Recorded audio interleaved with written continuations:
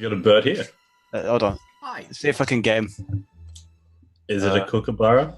I'm just see if I can. No, he's camera shy. Yeah, camera shy. Thought I could get birds' relatives there. Well, Cousin says hi.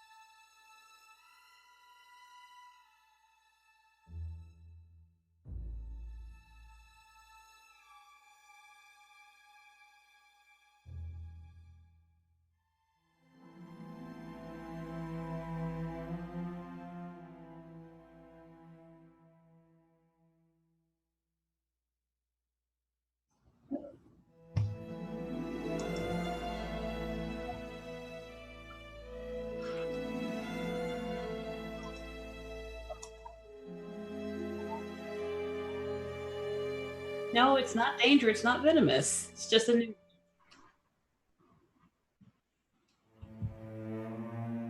Hey, Jay, I think you're muted, buddy. And I'm Bro, muted. stream! You know, sometimes we have cameras, sometimes we have audio. It's kind of one of those things. Yeah, I don't even know how to dab. Yeah. Dab the pain away, dude. I Dab do. the pain. Okay, Ben, did I do the thing? Did I do the thing? Yeah, okay. Hi, welcome to our new later time, because obviously we're much more awake and much more with it if we start an hour later. Thanks everyone for showing up for this ridiculous thing that we do. In the meantime, let's meet NNG9 and her noodle, not Dangered. Hi, I'm NNG9. I play Luna, Water Genasi Monk. This is Shalon, our pastel calico ball python, who's just cruising around. So she'll be here for whatever amount of time. Cool. Next up, we have Tree Hugging Druid. Hello, I'm Tregging Druid. I play Celia Rollerin, our high elf rogue. You may hear my husband in the background. He's playing Dauntless. Sorry about that. Next up, let's go with Bird versus Plane. Hey, folks, I'm Bird vs. Plane. I'll be playing the half-elf bard turned gunslinger, Iska Toll, ready to stick it to the Temple of Purity. Next up, we have Dragons or Cats. Hello, everyone. I am Dragons and Cats, and I am playing Vidar Lycran, Hexblade Warlock to Lysithia, the Saltforged Eclipse, and all-around conspiracy theorist. Let's do this. Cool. Next up, we have... okay, people jumped around. We have Good Guy Pie. Hello, everyone. I am Good Guy Pie, and I will be providing you sweet, somber tones. We got some subs in there? We got a $50 donation from Kentucky Hawkeye. Thank you so much. Thank you, Hawkeye. You rocketh, my friend. And I will be playing Sweet Somber. Look, gold-hearted adventurers run there all the way from Elevation Pit, returning from his week from Scotland. And so that is a luck and an inspiration for everyone, including Axel, when he gets his stuff sorted. And let me turn off the chroma key on our friend Celia because her shirt is disappearing. And jump back over here. So yeah, we're going to go back and forth a little bit today, I think, as as Daniel tries to get his stuff sorted. We'll let him introduce himself when he gets here. But in the meantime, let's go ahead and jump in to our next episode of The Vice.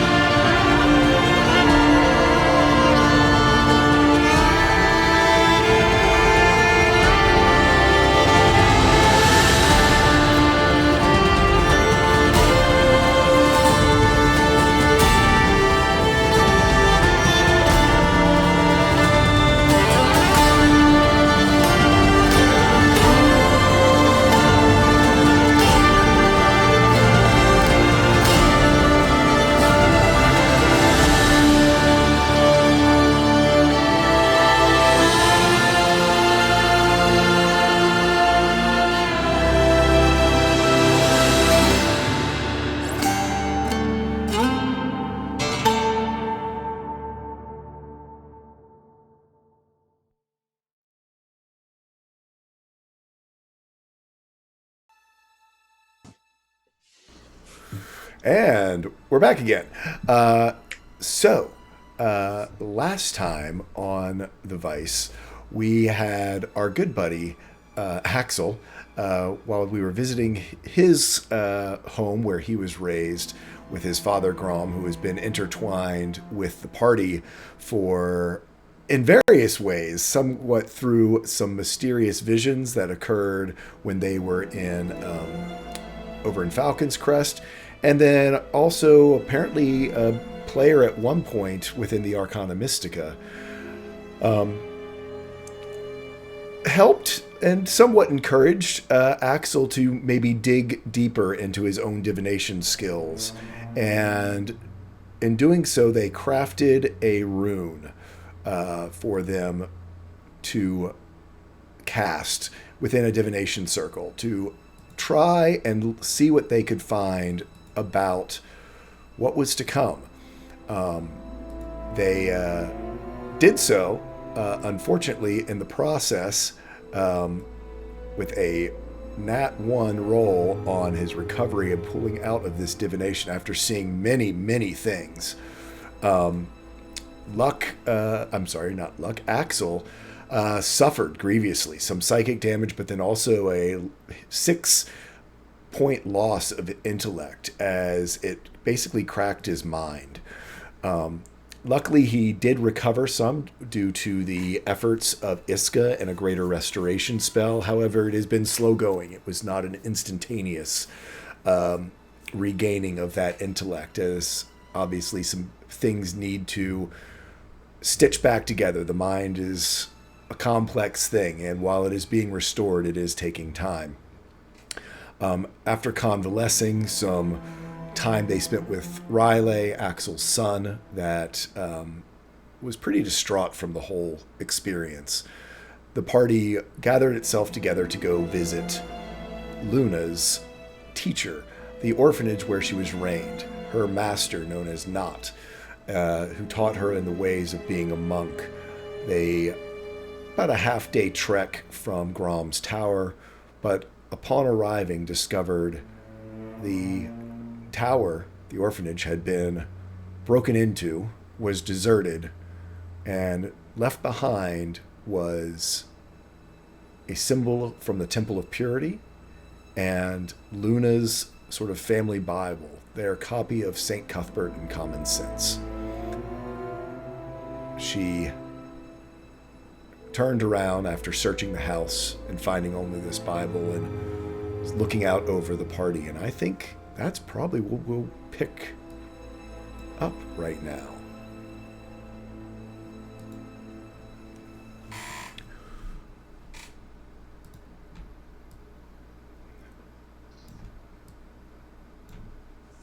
I look to you, Luna. She's lost her noodle. You've lost your noodle. She's just pondering how to. Oh wait, that's right. Because let's see. She just said. She walked away, didn't she? She walks in the direction of the ocean. I'll say that. Okay. Rest of the party, Luna had made this declaration that their fate is sealed now, if I remember correctly. Correct. And buried this symbol of the Temple of Purity that she ripped off from atop the door, and is now Luna marching towards the sea. I mean, if she's Luna marching, I'm gonna get in lockstep with her. I mean, I'm assuming like Iska is taking this as like Luna going directly to where she thinks things are or where the action's happening. And if the temple is around, I don't want Luna doing anything without us also intervening. So, Iska's gonna like pick up her stride and catch up and kind of match her pace and understand that what's happening here. Understand the intensity of the situation right now without having to discuss things with Luna. How about the rest of the party?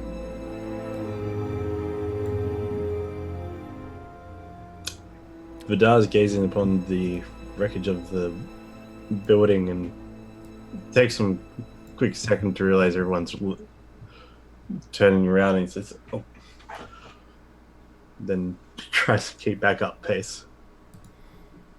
He's feeling a little bit.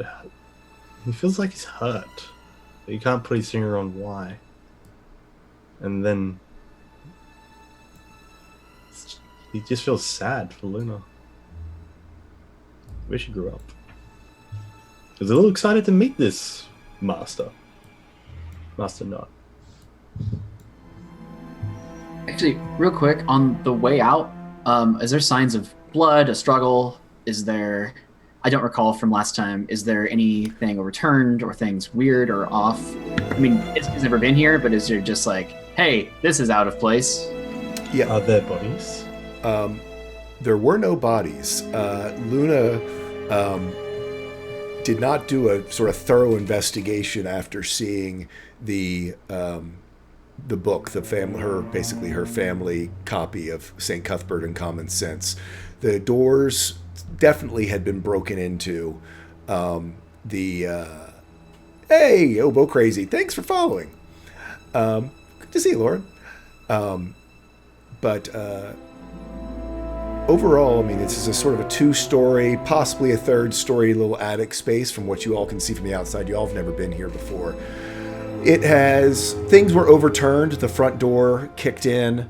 1 or 2 windows broken.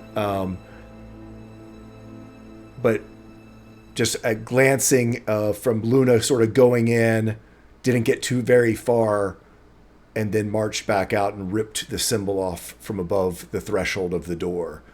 Not much else has been gleaned from this place.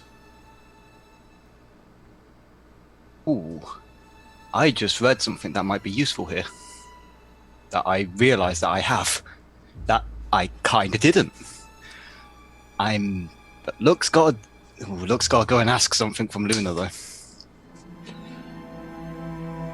Sort of almost this feeling. He's watched Axel do this death rune over and over again to call upon the past of things.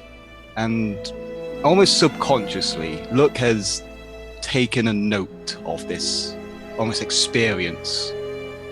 And maybe during his transformation, this power embedded itself, as he has a bit of an intuition to evil events that have surrounded certain objects.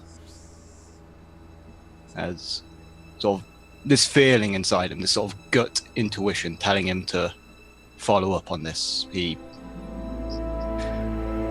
standing there thinking, stunned for a bit, and then sort of breaking out and pretty much sprinting up to Luna's side. This look of not concern, but has something to say. Luna, I know that what happened here could be considered bad, but I might be able to find some answers for you.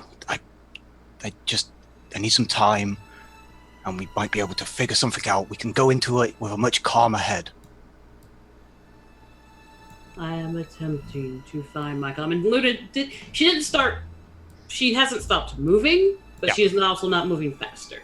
Yeah. So we're talking about at the same time. Yeah. Like, I'm attempting to find Michael. Last time I faced him, I was angry, and it showed. I must be a controlled tempest. Not a wave without air. Let me try and assist you in that. I need to borrow your prayer book. At that, she does stop walking. Turns to you. Why? I can't give you a direct. I don't know how it works. I've got a lot of new feelings inside me. I didn't ask how it worked. I asked why. I can provide answers. I think.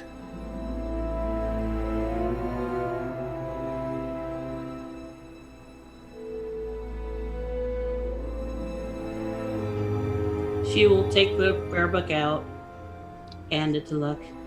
You find your answers while I find my calm. And keeps walking in the direction of the ocean. If you're not, Okay. Luna, you know it's about probably a 2 to 3 hour walk to the ocean Yes, from she's here. doing it now. Oh She's yeah, awesome. I'm not just letting you know.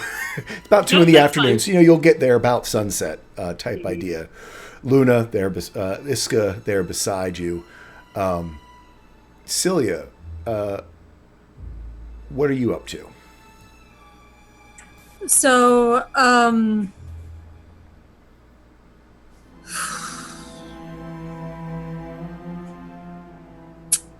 Celia's pissed.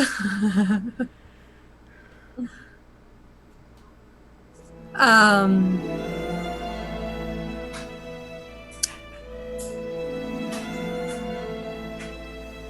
she is. She's gonna investigate the building. Okay. She's a rogue. Yep. She does what she does. You can go inside and go ahead and give me an investigation check as you head into the orphanage on a nat 20. You take that anger that you have and harness it into a focus that you haven't felt probably since your times in Balathira, where as your trainers of the Obsidian Order would test you, would plant all but minuscule cues to figure out what had happened in a place, or to figure out who was the right target, find people in disguise, and you go over this cottage, this home, with a fine-tooth comb, all but. You do find a few things. There was definitely a struggle.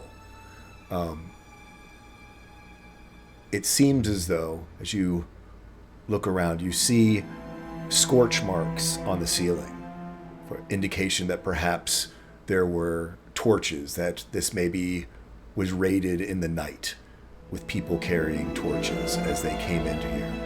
You find blood, small splatters of it upon the staircases, as though people had been drugged down the stairs. You do find a larger bedroom that does not have multiple beds in it. Easily, with here Nat 20 in your training, you'd be able to discern that this was probably Master Knott's place. There was quite a struggle in here. Here you do find blood splatters from what you would assume to be bludgeoning type blunt force trauma. Pretty much all over, on the ceiling, on the walls. You do find over on sort of the corner of a shelf a not insubstantial chunk of hair and flesh. That was dark hair, not reminiscent of an older person, no graying or anything within it.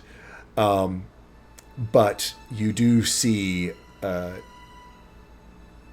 from out of this room, not much, in fact, might have been cleaned up a little bit, where at least 2, if not 3 people were drugged from this room. And the best you can discern, there was a hell of a fight in here. There's broken furniture, there is... there was a punch and fight in this room. The other rooms, you can see there was not much of a struggle. 1 or 2 places, it looks like there was a quick struggle that was quickly overcome. You can almost put together in your mind the scene of, again, sort of scorch marks upon the ceiling here. The doors having been kicked open with just internal, basic handles and locks, of people coming in the night and dragging the students here from their beds. Many of the beds unmade. Sometimes the bed clothes pulled off as though someone had been drugged from their bed.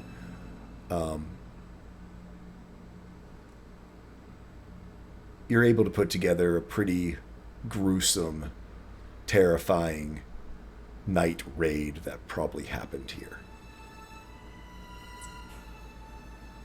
And Celia just says, kind of to herself, she says, Temple of Purity is a bunch of cowards. To attack a place at night, they knew they couldn't handle it in the daytime. And she's gonna try and find something that she would assume to be nuts. In that room, you can see quite a few things. You can see, while there is not a book or ledger but to be found, you do find an inkwell and a pen, like a quill type idea. It is well carved, whether or not for writing or calligraphy or perhaps drawing and sketching. It is, among everything in this place, this was a prized possession. This quill. She will put the quill and the ink pot into her bag. Yep, you're able to, it has a good seal enclosure on it so the ink will not dry out, and the quill, you can easily do that. All right, and then she's gonna head out. Vidar, anything with you? Luck, you are meeting with Luna. Iska is providing moral support.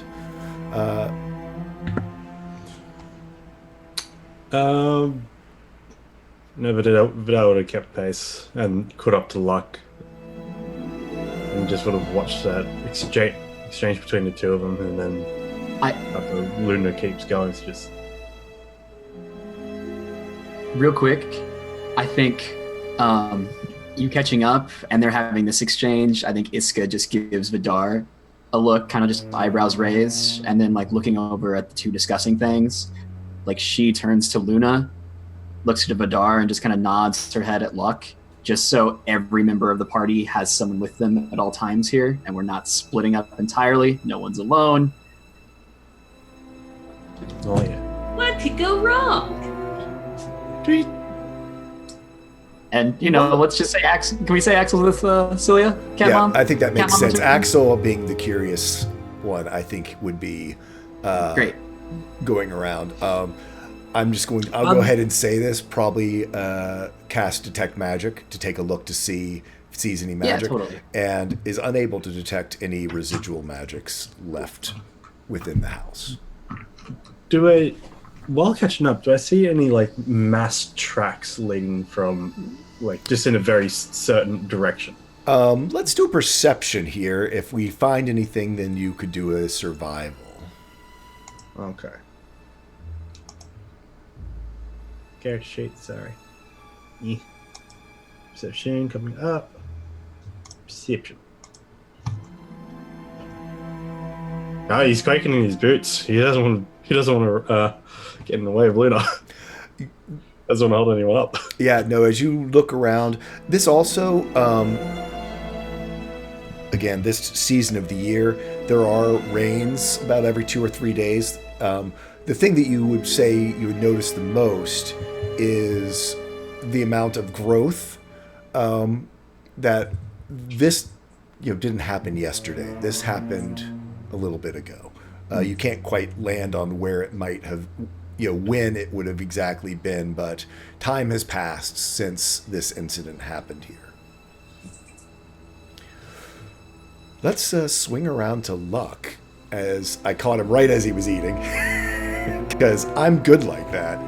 Waiter timing. Yeah, I was trained well as a server. So, you have this copy of St. Cuthbert in Common Sense. Describe to me how you would like to do this, as you use this for the first time, I believe. Yeah, this is first time stuff.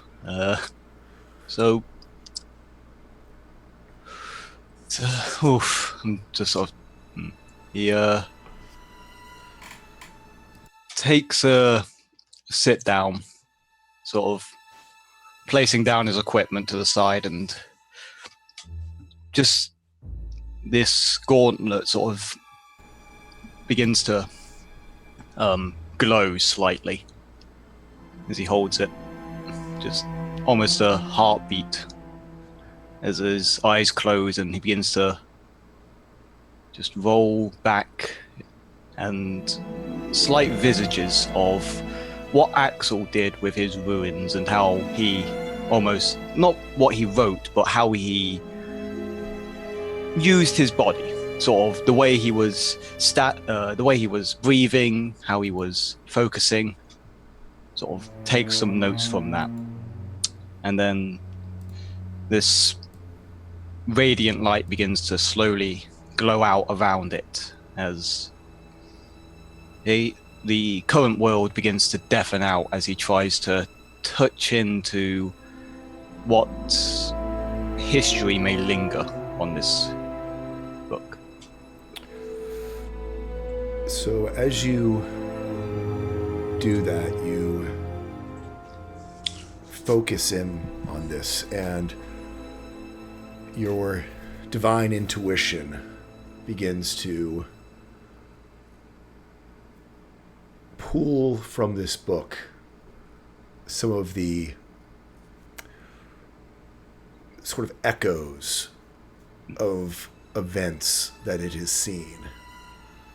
Do you want that wisdom check? I now? would like that wisdom check. Ooh, I'm going to mulligan that. Okay. Thank you, chat. There we go. On a 16.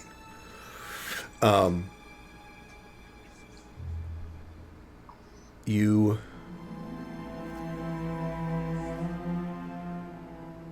feel this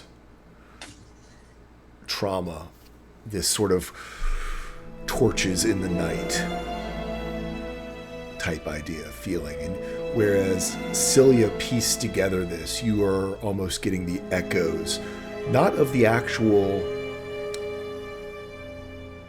visual, but the emotions that were going on here. Fear, terror, this willful drive of zealotry of the people coming to this place. And on the 16, it then rolls back. There's sort of a time of almost nothing. Just sort of this echoing sense of purpose. And then of another incident and moment. This one of sorrow and loss.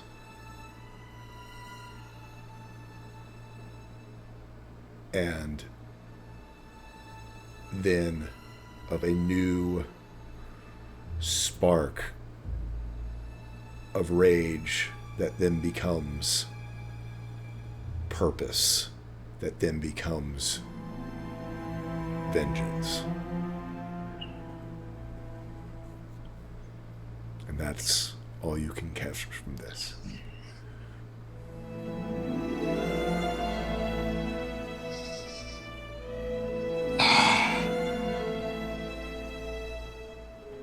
That was odd. That was neat.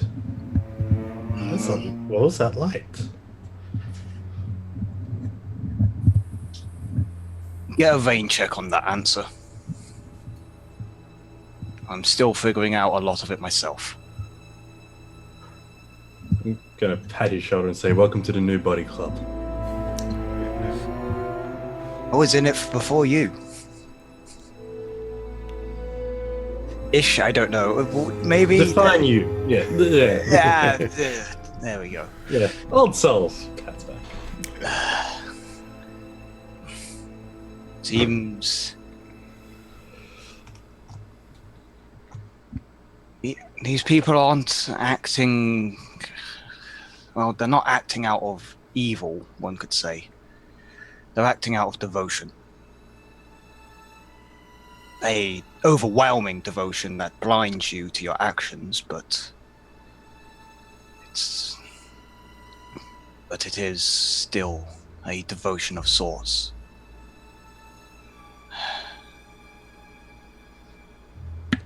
People were left afraid. Probably was whatever damage they was caused. And there was something further back. Something that sparked an unending vengeance. It felt like. Something very horrible happened that has made someone connected to this place, connected to this, holding up the book, seek a very terrifying vengeance if things are linking up like that.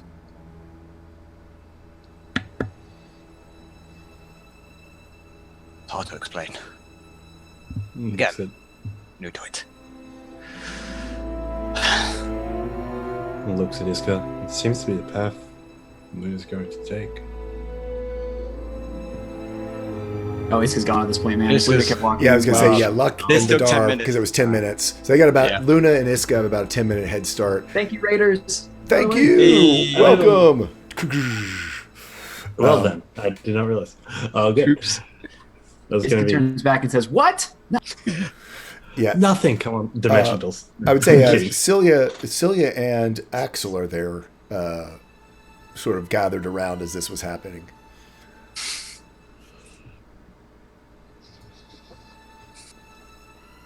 Real enough.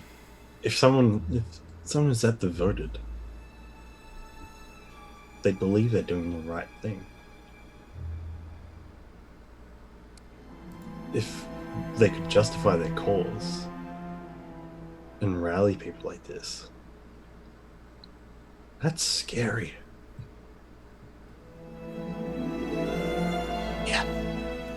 I didn't. It's called being brainwashed.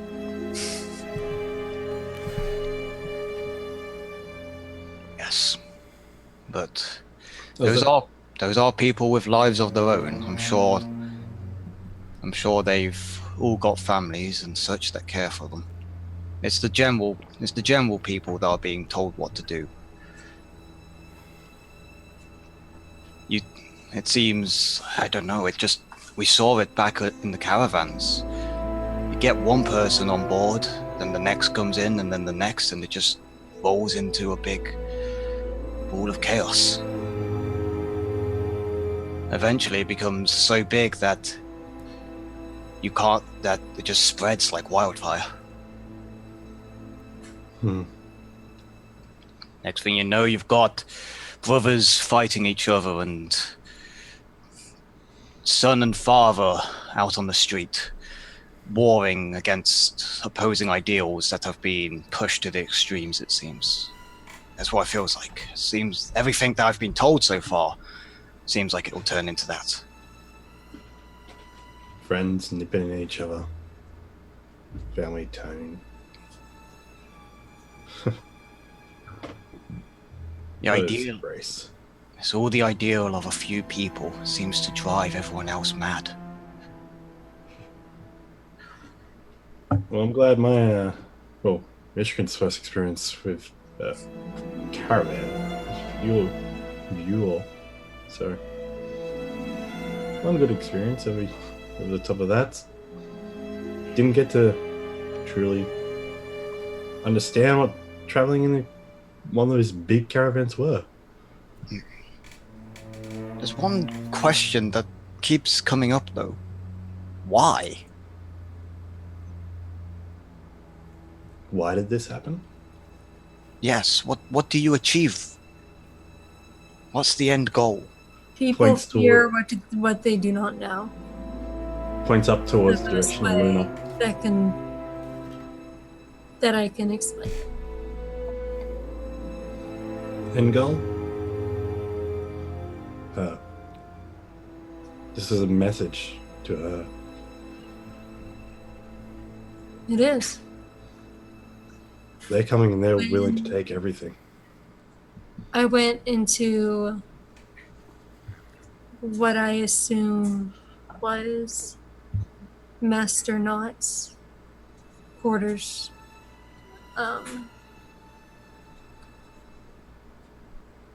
He was definitely the target here.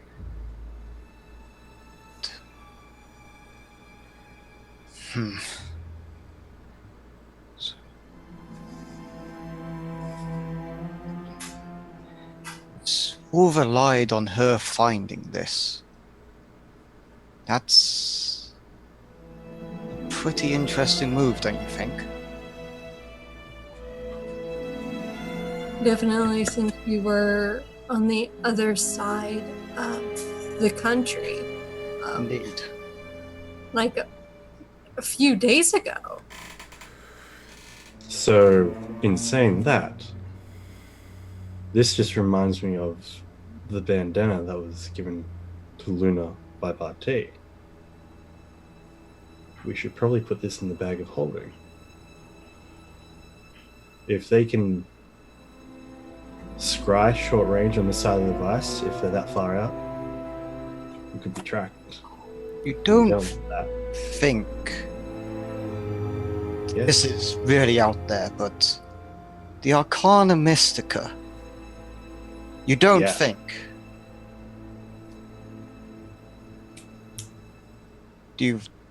Would they have ties with such a group?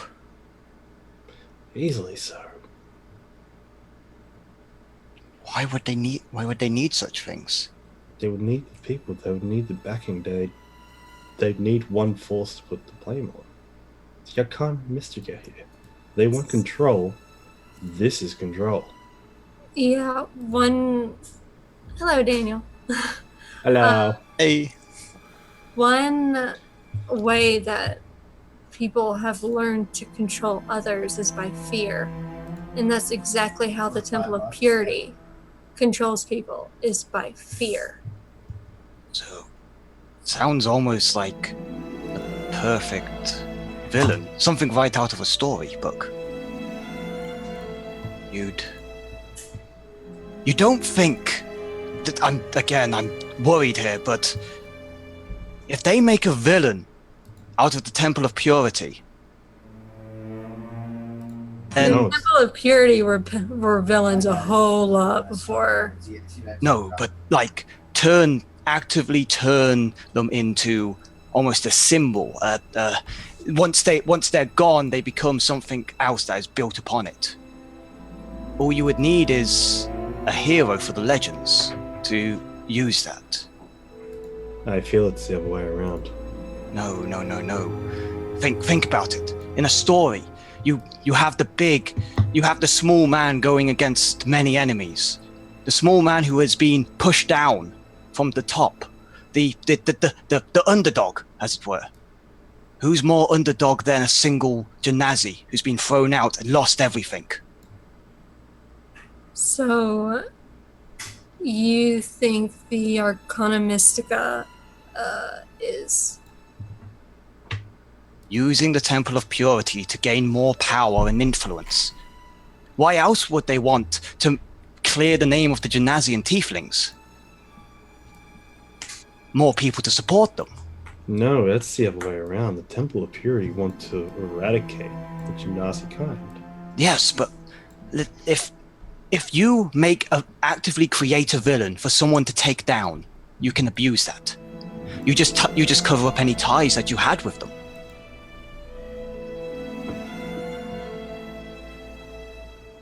I mean, he has there's kind of a point there in that there is, of course, they want to make villain of the tieflings. They want to control their opposition. If they're talking about that kind of mystica here, and then if they were influenced, they are. I'm almost certain there's hand involved here in the Temple of Purity.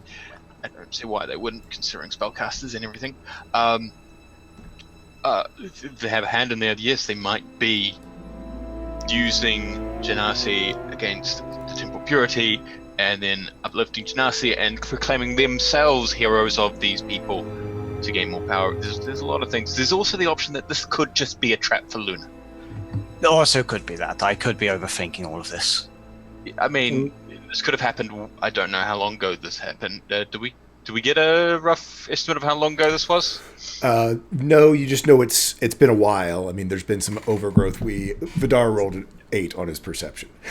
You weren't here, so I did say that you probably would do detect magic. So inside to see if there's lingering magic. If you would not have done that, don't feel as though you have to burn that spell slot. But there was no magic inside. If you would like to do a further sort of investigation looking specifically about time, you can do me a nature check. I will do that when I launch the game, because I closed everything in frustration. Yeah. Hello, everyone. I am Templar Warden. I've got a camera working. Yay! This was frustrating as hell. I had it fixed yesterday, and it broke again. This is how it is. I am playing Hidden by Axel, the Tabaxi Wizard, who is not. He's recovered mostly. A couple of issues, but it didn't come into mind when I was picking up. Yes. So, nature check. He's good at this. So. On a 21, from the amount of growth you're able to go up, and this is a very wet area, and very much like the Northwest. This is all but a rainforest, a fog rainforest, whatever they call those, like the redwoods grow in. They depend on the fog in the summertime for their water, which does make things like moss and lichen grow.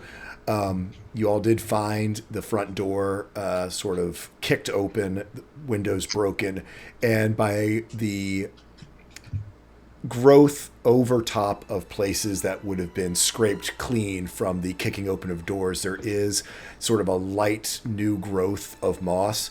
This probably happened a month to 6 weeks ago. So, I mean, it's not like this happened recently in order that we got back. This has probably happened when they found the place, and they wanted Luna to find it. It's over a month, which is, I'm not sure how that falls in line, but we do know you were that in Falcon's Crest. You were 2 weeks out. I mean, a month, 6 weeks ago would have been 2 weeks before the solstice. So you all were deep in Falcon's Crest. I mean, there's already a lot of reasons why they want to hurt Luna, and they've already mentioned that they want Luna in particular. Why, I don't know, but the Temple of Purity, they've asked for her from the Syndicate as well. So, I mean, what better way to give you, I don't know, any hint of it, maybe. I don't know what they know her, what they expect. All I imagine is I'm pretty sure they expect someone to come for them. And that's...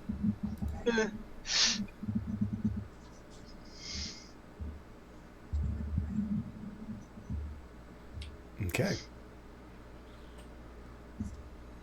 Yeah. So, Luna, Iska are making a beeline towards this. Luna knows where she's heading, towards the shore, sort of a cliff side that has a path down to a cove that she used to go to. Let's tune over to Iska and Luna. We'll say you all have been walking probably a good 30 to 45 minutes at this point. The rest of the party, there is a trail here. You all are able to follow her fairly easily.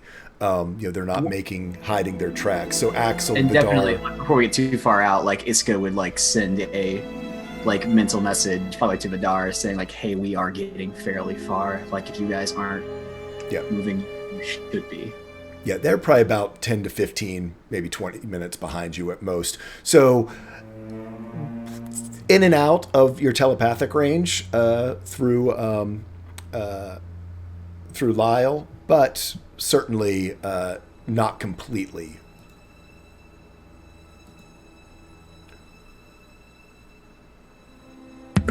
Yeah, with that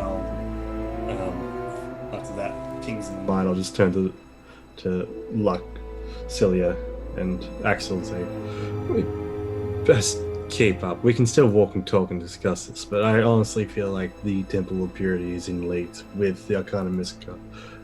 How else would they figure out how to turn Genasi into weapons?" I completely forgot.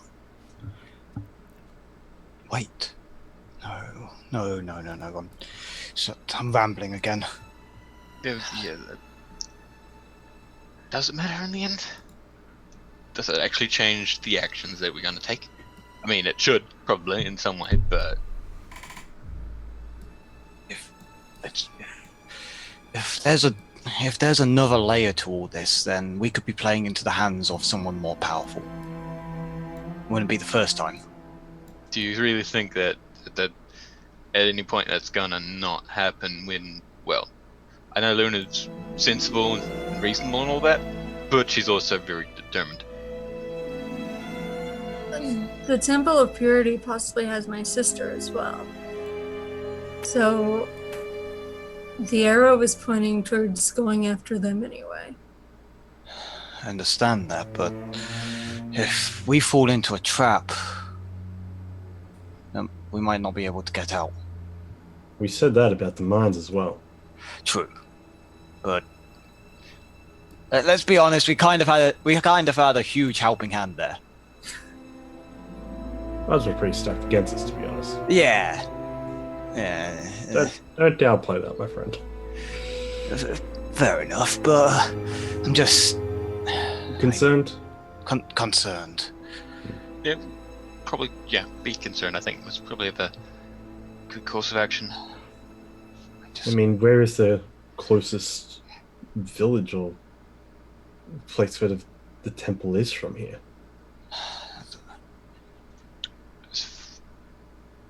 I mean, I'm familiar with this region as I am. I'm imagining it's probably Sojourns. Yeah, I mean, it's We dealt pretty with that. much is the monastery is the one that you are aware of. They're more of a sort of revival and come into a town on a wagon. I mean, they sort of get themselves in a caravan, and that's where they do a lot of their preaching. And again, they have fallen out of favor after the events of the culling, which people sort of woke up afterwards. But certainly over here in the West, sort of more frontier land, people are spread further. They are much more influential than they were in the East, which is far more cosmopolitan. We'll say that y'all are doing these discussions, over the course of an hour or so. Iska, are you staying silent with Luna up front, or do you broach? It's definitely silent for a while. Again, just walking in lockstep with Luna. Just kind of knowing that's who Luna is. That's how she conducts herself. But probably 15, 20 minutes into the walk, it's just like a quiet but firm, like, so how far? How far to whatever's next? If we've only been walking 15, 20 minutes, so 2.5 hours. 2.5 hours. 2.5 hours. And I'll let that sit for maybe like a minute. What's next? I emote. And then I control.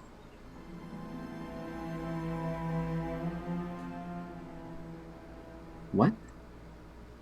And one thing you probably have noticed is like while you've been walking, Luna's like, because you know how Luna has like the normally has the water bubble or everything. She doesn't have that. There's just water in there that you see condense around her, turn to ice, back to water. Just that constant cycle. Has we seen that Like she's before? being no, because like she's being followed kind of like by a rain cloud. Do me a favor, Luna. Do me a. I think this is wisdom. Do me a wisdom saving throw. Okay.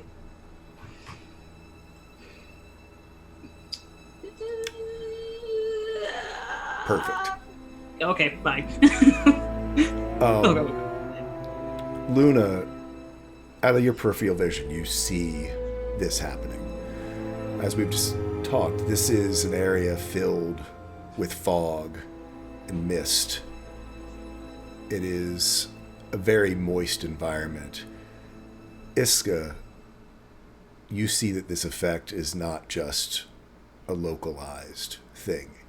It is radiating out and leaving sort of a trail of ice crystals and shards of ice on the sides of the trees. That, you know, it is as though there's almost this sort of wake of Luna's passing, of this sort of frozen anger that then does go off. But there is a palpable and visible trail of Luna's emotion that's being left behind her as you all go through this forest.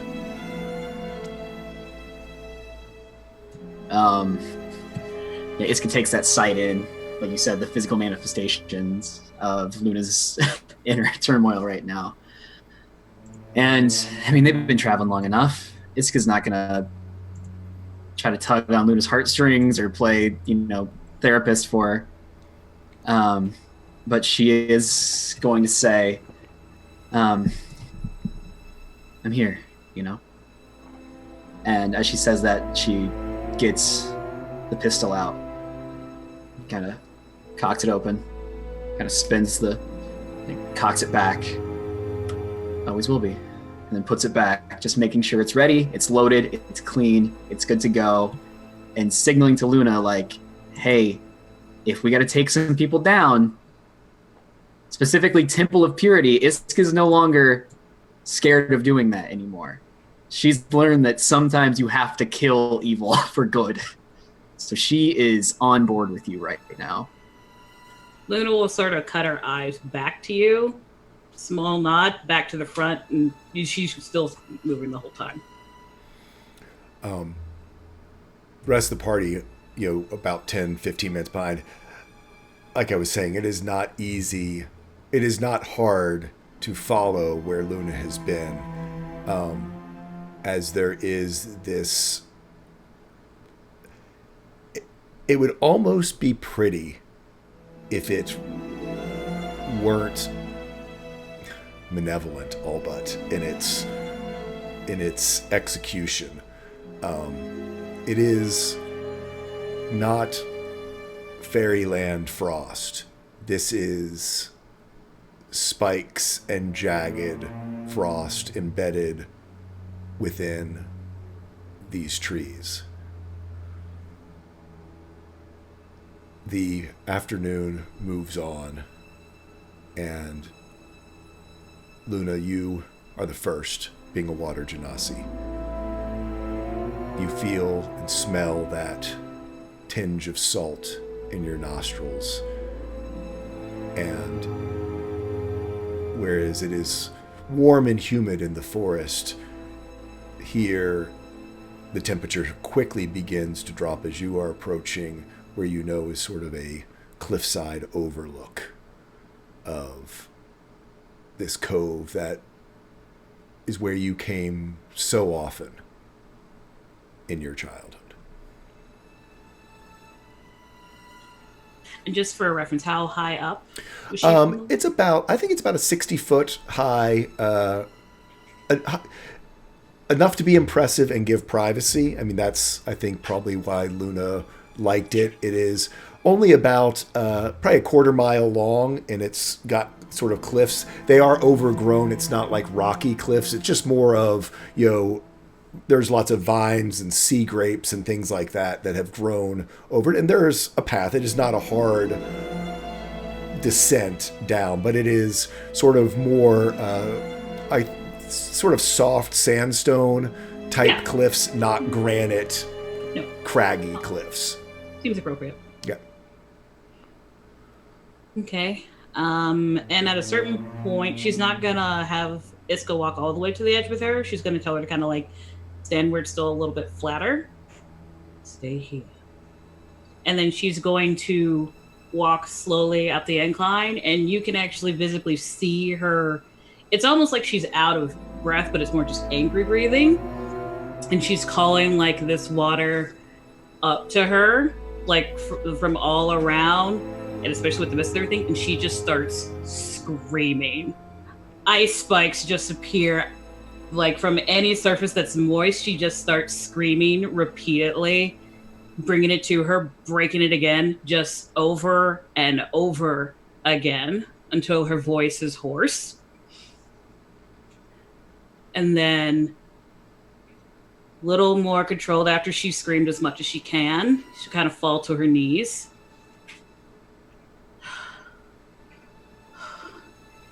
You have taken much from me. I was not able to do what I needed to do before because of my rage. And I will not pretend that it is not there, that I do not hate. But I have been given a purpose. I will cleanse his house. I will take back what you have taken from me. But it will be precise and careful. And you will rue the day you ever laid eyes upon me. And standing back up suddenly and sort of like midair, like whirlpools appearing around her. I am Luna Isle, first of the sect of the tide. You will feel his wrath. You will feel my judgment, and you will know that you have done wrong. May your soul find peace in the tide. And she'll actually cast off what she's wearing right now, reach into her pack, and pull out an outfit she made while she was in Falcon's Crest, because they had a lot of time between Corazon and everything. And if Jay checked the DM. I did. Okay. Well, I'll see her new outfit.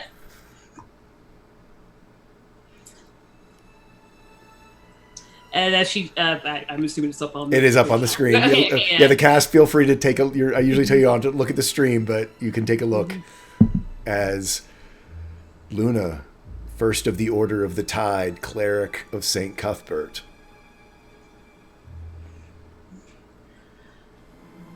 And then finally, just very deep breath in, out, eyes focused, no longer the heavy breathing. Penance will be paid. And walks away from the cliff edge.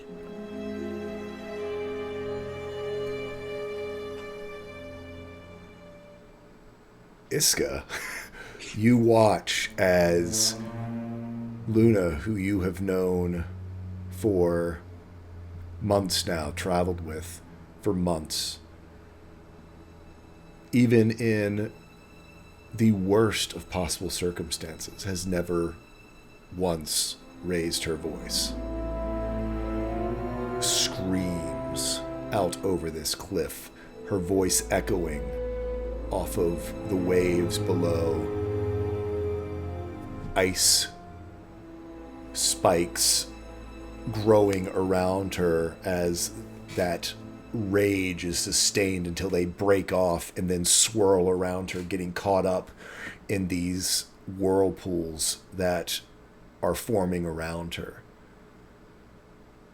You see, I think I've got this right with what Luna did, literally stripped down, naked, in this storm that she has made, and then dress herself in this new vestment of her, reflecting both her monk training and now her call as a cleric.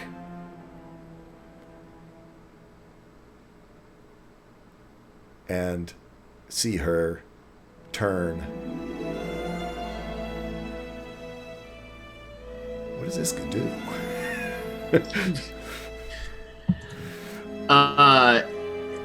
She waits when Luna tells her to stand there for a moment, and when Luna goes forwards, when she does that initial yell, like Iska's first response is like hand to gun, like ready to attack something, thinking something has gone wrong, there's an issue here.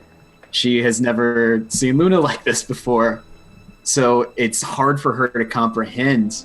Like looking around for a second after that, during the second scream, there's no one here, there's no fight. She must be hurt because this is not normal. So Iska prepares like to rush forward and even takes a step possibly to get to Luna, thinking she needs healed, something's corrupting her, harming her. But then the third scream happens, and again, this is growing around her, and Iska just stands and I think mirrors the wonder and pride that she feels Luna give her when Iska's performing on stage, when she's doing Children of the Children, when she did it the first time, when she did it at Falcon's Crest. So she stands back just in awe, puts the gun back, and just kind of sits there. I'm sure some ice and water like slapping against the side of her face, kind of dousing Iska. But again, stands there, watches all of this, watches as Luna dons her new attire, and Iska wearing things that Luna herself made for her. It just understands these are two new women. These are not the people they were when they met. And I think can understand that they would never be these people without each other in their lives. So she can't help knowing how serious this moment is and what it means for Luna and what she has just set forth. In spite of all that, there's still just this slight smirk on Iska's face of gods. Look at the two of us now. And when they make eye contact, it's just Iska with a nod, just saying, I'm ready for whatever's next because of you and for you. Unsaid, but spoken, if that makes sense. Unsaid, but communicated. Yeah. There you go. Luna, what's your next step? Do you actually go down to the beach, or do you turn to head towards the road? She will head down towards the beach just to make sure in her fury she hasn't irreparably ruined anything. You guys head down. It takes a little bit. You got to sort of, a little bit of a winding path and reach the bottom. And, this is the northern shore. It has seen a couple storms stronger than what Luna just did, but it's also seen there's a fair amount of storms you have not done. So there is no permanent damage here, but the beach is also changed from your declaration, just as the tide will change the beach. The order of the tide has changed this space as well. It is that sort of beautiful way that rock and cliff and sand can be sculpted by the tide. And you can see that here on this familiar shore that you visited so often. Okay. She'll kind of take in everything that's changed in her time. Turn to Iska again, sort of let out a deep sigh. I tell you this because I feel closest to you. While St. Cuthbert has spoken to me and given a task, I will not hide behind his declaration. I am doing everything that goes forth is my will. If you have a problem with that, you can take it up with me. I will not hide behind a god. I will face whatever consequences may come. Are you certain you wish to stand by my side? There is nowhere else in this world or any other I'd rather be. I'm with you, Luna. Okay, and Luna will, for once, without hesitation, hug you.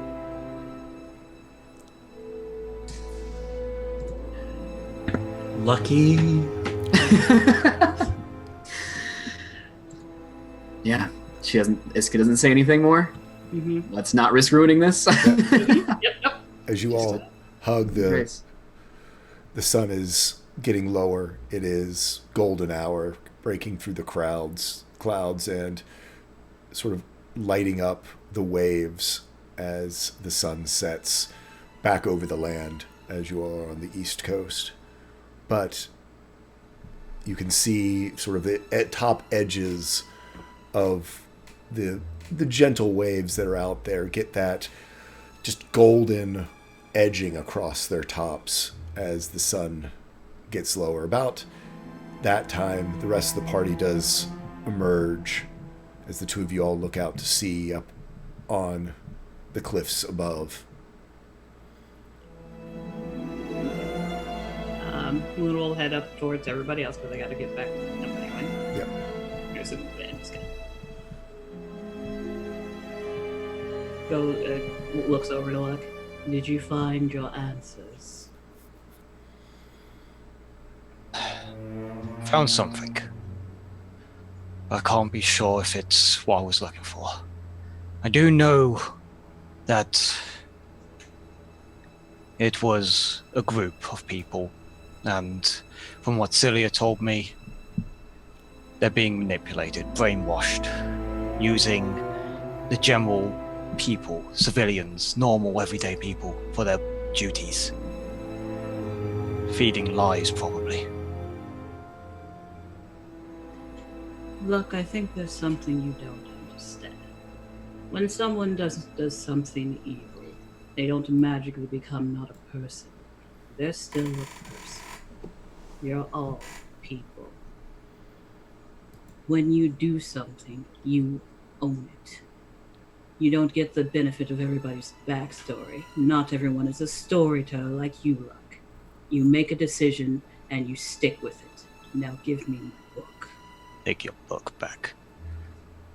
But I will not kill everyday people for the sake of a crusade. Everyone deserves a second chance, because those can be manipulated within power. If I didn't believe in that, I would have killed Cilia ages ago. You certainly would have tried, I'm sure.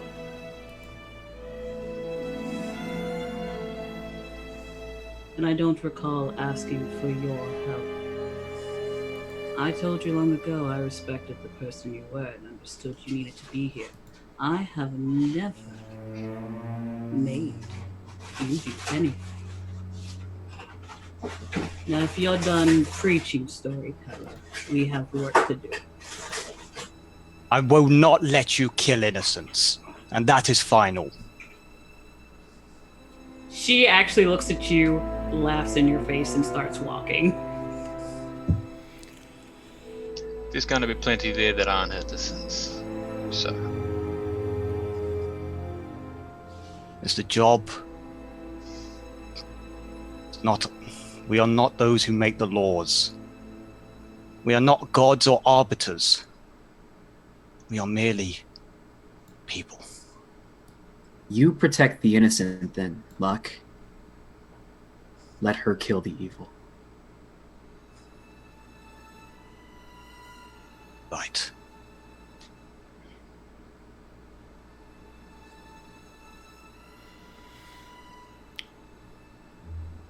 Luna, just from your cartography and knowledge of the area, you know it's a good full day, good 8 hours to get to the road from here. It is about 5 o'clock at night. If y'all, headed out, you could get there at 3 in the morning or camp somewhere in the woods along the way.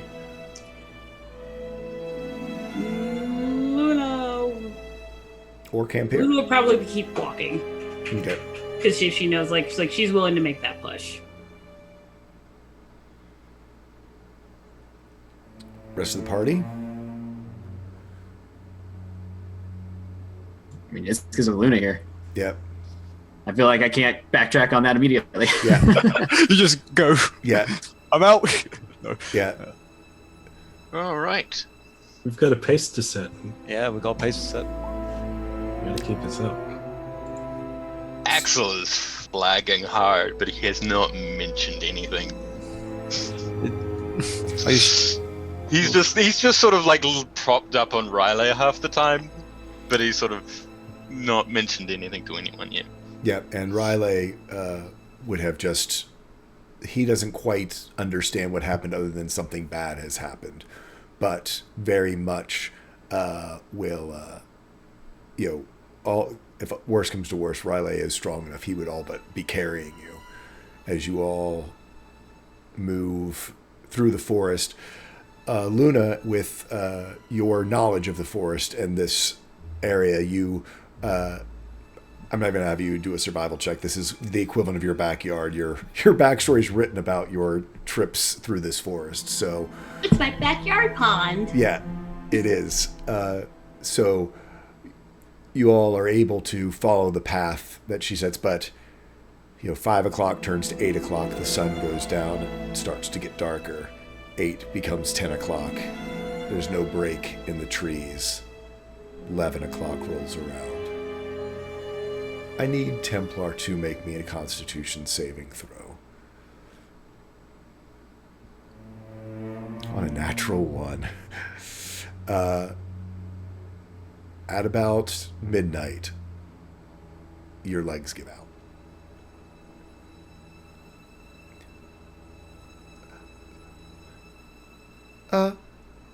Dad, I can carry you.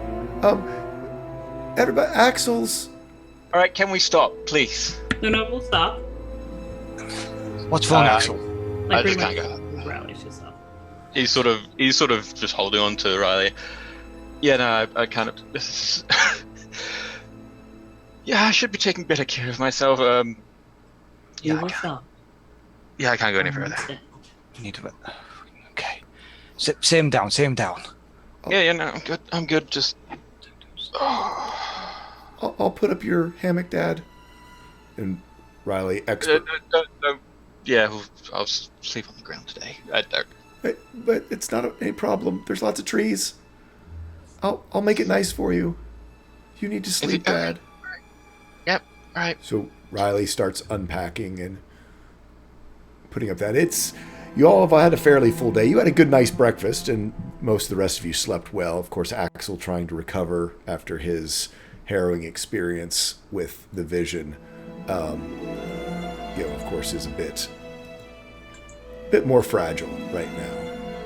But the rest of you all can bed down for the night here in these woods. It is hard to find dry firewood. Luck, do me a survival check with being an expert woodsman. I'm a natural 20. You know where to look. You know how to make a fire. You do get a fire going so that leftovers that Grom gave you, Iska can make tea. It is a quiet camp for most of you this evening. Because I have to leave soon, Celia's gonna do this real fast. She pulls the quill and ink out of her bag. She walks over to Luna, and she just sets it next to Luna, and then walks away. You immediately recognize this as being Master Knott's quill and ink. Okay, Luna will carefully wrap them, then pat them and pack them away.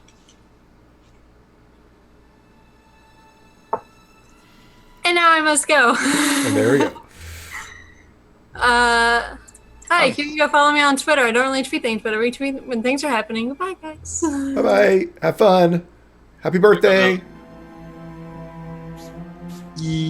Bye-bye. Have a good one.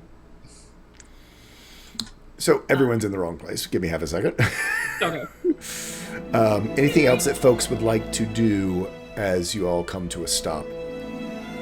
After dinner, I'm gonna catch Iska, but besides that, no. Okay. We can go ahead and do that while I'm moving folks around. I'm going to pop the drift globe up just for some general light while the camp's being set up and people unbagging their things. Okay. Luna's gonna take Iska far enough out that they won't be overheard by the rest of the group. Like, if possible, so where they can still be seen but just not heard. Yep. You can do that here. I mean, it's a dense forest, so it just eats sound. That's fair. Yeah. Okay. And she'll look to Iska and ask, Iska, do you think I harm or kill people without reason? Of course not. No. Of course not. Listen. During a lot of this, when you and Luck have butted heads before, I tried to understand where both of you were coming from. And I think I did, and I think I still do. But for so long, I thought Luck had the right idea, that no matter what, we couldn't give up the idea of protecting those innocents, those who have been twisted or corrupted, but who are not ultimately at fault for this, those who've been led astray. So I always thought he was a little bit more on the ball. He had it right. I've seen enough now, though, of this world, of its people, and of you. Luna, you're a good person. You are. I know everything you do is intentional. Everything you do, you believe to be the right thing. And I do not believe you have it in you to end someone who does not deserve it. I appreciate your understanding. What I still do not understand is for someone who professes to be good and professes to be a friend of mine, that he would assume I would kill without discrimination. Luck's complicated. Luck is prejudiced.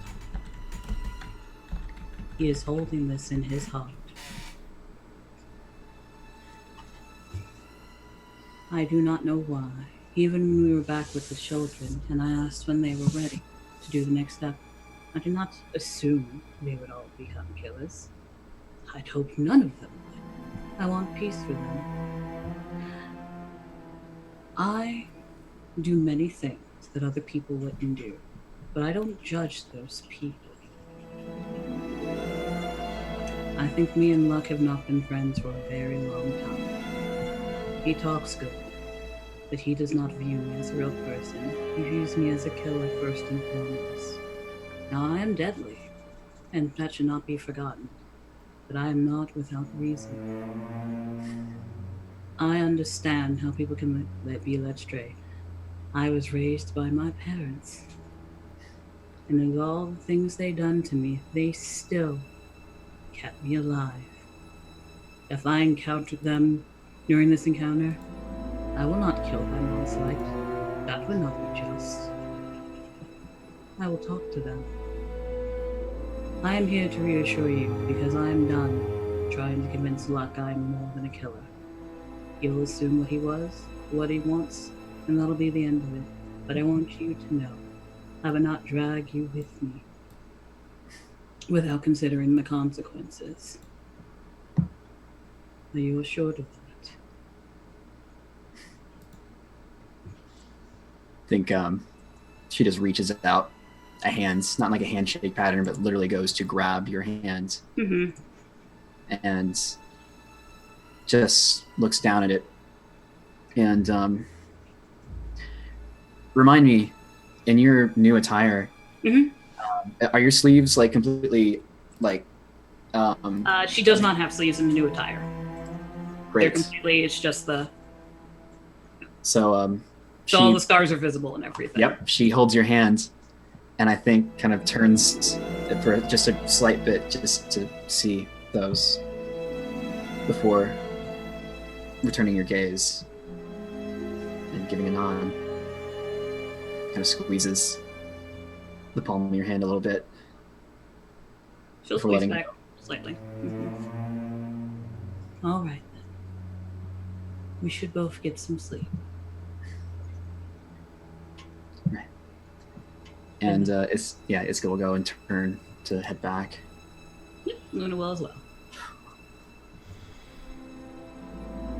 I assume Axel all but passes out as soon as things are set up in your hammock and everything. No, he's still getting his nightly ritual done, as much as it's a struggle, which means that he's conscripting Vidar and asking Riley to help. Vidar is in on that, and while been doing that, he's been laying down a magic circle and trying to keep all the bad things out. If anything comes, just as a precaution. He also, but he's catching on to Axel's rituals, finally understanding how they're going to be working out, which ways, how he writes, how he forms. Brings out stacks. Tries to rope Luck into the arcane conversation. Doesn't really work. I mean, like Axel's doing Axel's notes. That's it. But there's a lot of notes which I do need to roll for, because I keep forgetting to do that. I might be running out of. I've still got another book. Okay. Yeah, it's slow going for your notes tonight. Yep. Every now and then he just hands the pen to Vidar and asks him to write on spare paper, not in his notebooks. Yeah, no. You see, Vidar does not have the neatest writing. Yeah. No. Yeah, his penmanship is like this. Yeah. Oh. He's too tired to be upset by that. Do you all put up watches? We can have the elves do their normal 4 and 4. It's no problem at all for you all to do that. And go ahead and roll me a perception check, Vidar.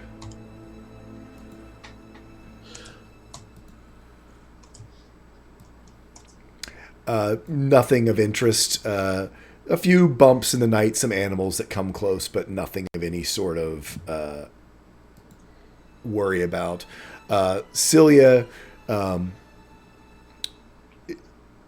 goes through hers as well, does not see or hear anything, and eventually the sun breaks through a little bit later than you're used to because of the thick fog and forest, but morning comes around. Would I have been able to look over some of your notes that you've written in the past, just in regards to the wings and magic and like what we know? Yes, he'll get you the notes. Good luck deciphering them. He has neat writing, but he has some crazy organization. It's like tilted every other way. It's all over the place, like this weird mind map. Knowledge has a without very context. distinct way of organizing his books, but his writing is very neat and very clean. It's like a Kingdom Hearts plot. Yeah. Hey, Pete? I get that reference. Pete? It's just a lot of okay.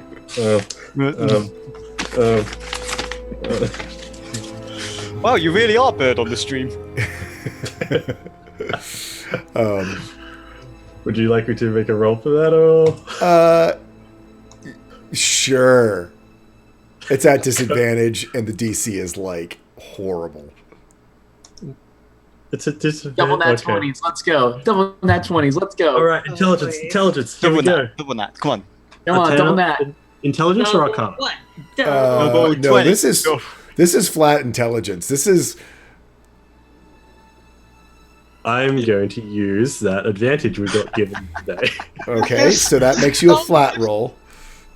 There's some arcana in it. Everything's sort of built around his magic knowledge, but Can I use a bardic inspiration? Sure, you can use donated inspiration if you'd like.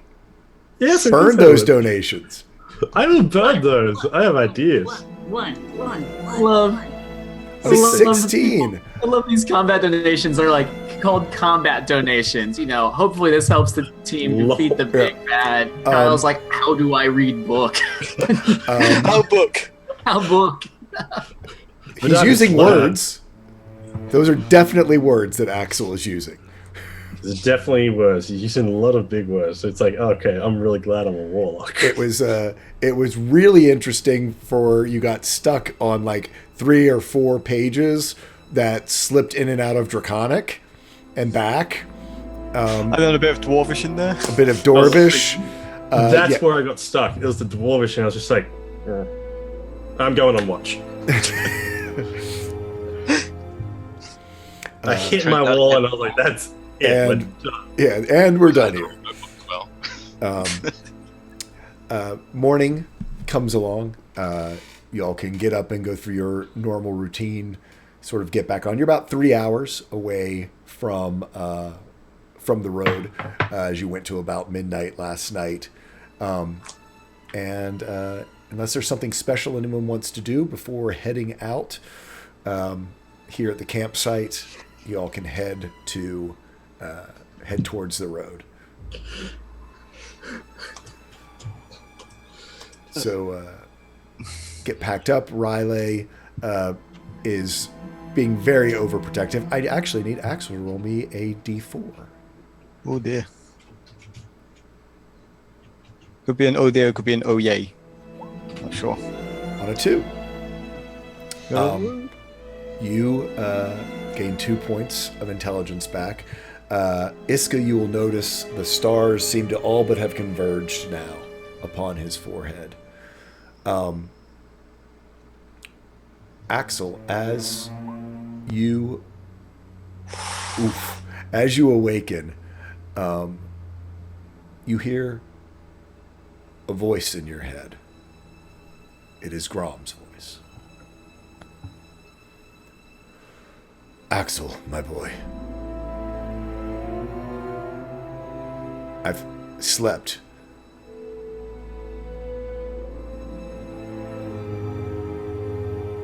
I remember.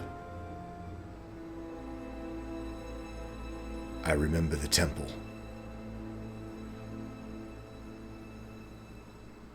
Everything the mirror took from me, I can remember. I am worried that with it being cracked, that all the secrets it held have now been released.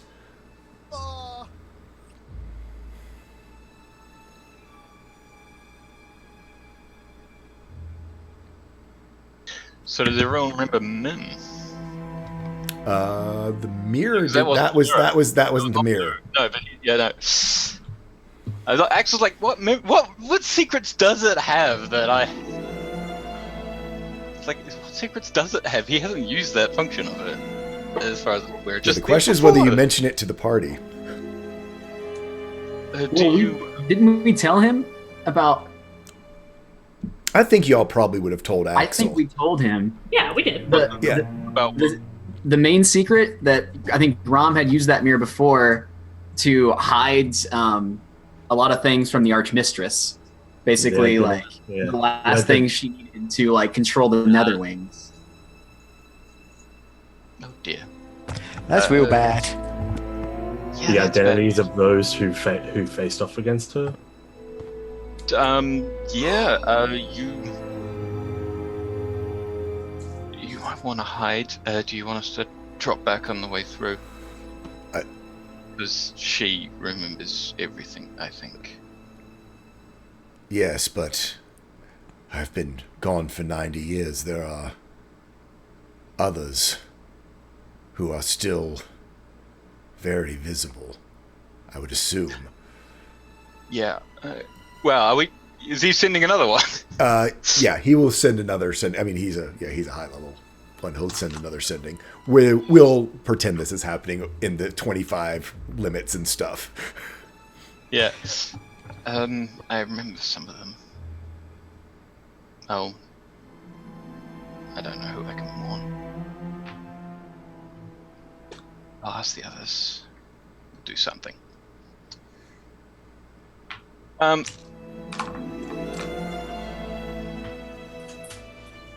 nom nom, bacon, bacon, bacon.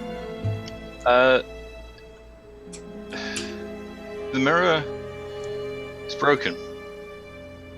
All the secrets have been released, including everything that was supposed to be hidden by it, including your vision, Florian, Eva, Dogramir. All the secrets.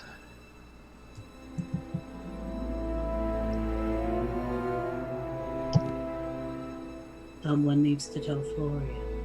We need to stop right now. Axel, you need to get as many sendings off to them as possible. You need to tell them to hide. You need to tell them to get out of sight. You need to tell them to disappear. Who, though? I know Florian, Eva. Dogma's here. Kill's mother has been hidden forever.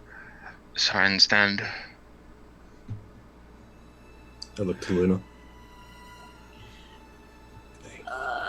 Luna's. What's his name? No, she. I can't remember the guy's name. The one we met in Falcon's Crest, the elf noble, Kill's half brother. Yeah, I don't remember his name. Yeah. Yeah. But yeah. Well, he was not a part of that. No, but he's, might be part of. Yeah, the big one is whether Luna will reveal what she knows. Yeah, so Luna looks kind of comfortable. We need to tell the Tiefling ambassador. Oh, Not the one who was posing as ambassador. The real one. I've probably seen her, but I don't know which one that is. This might be a little too... Well, actually, no. Screw it. I'll just draw it. No, Yeah. I don't. There's a reason I don't want to draw it. She, just for the purposes of this scene, she's going to make a assembly of, water. Yep, a minor illusion. Mm-hmm. Are you No able promise to, that'll work. create setting stones? Scrolls? I mean, I have a lot of castings of sending. I can use all the more powerful spell slots. There's still the chance that I imagine they're all in Falcon's Rest, so there's not going to be so much issue with the Vice. But yeah, just kind of warn them. So let's do this in order. Who are you going to start with? I don't like that you called for an order, Jay. Oh dear. What is the marching order of this sending? What's the marching order of this Okay. execution? Let's talk this out.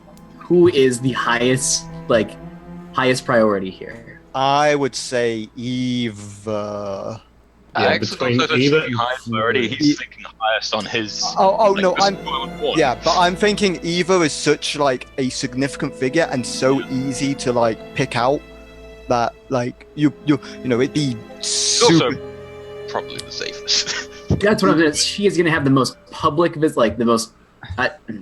Well, depends on where she is. He's just So Eva is first.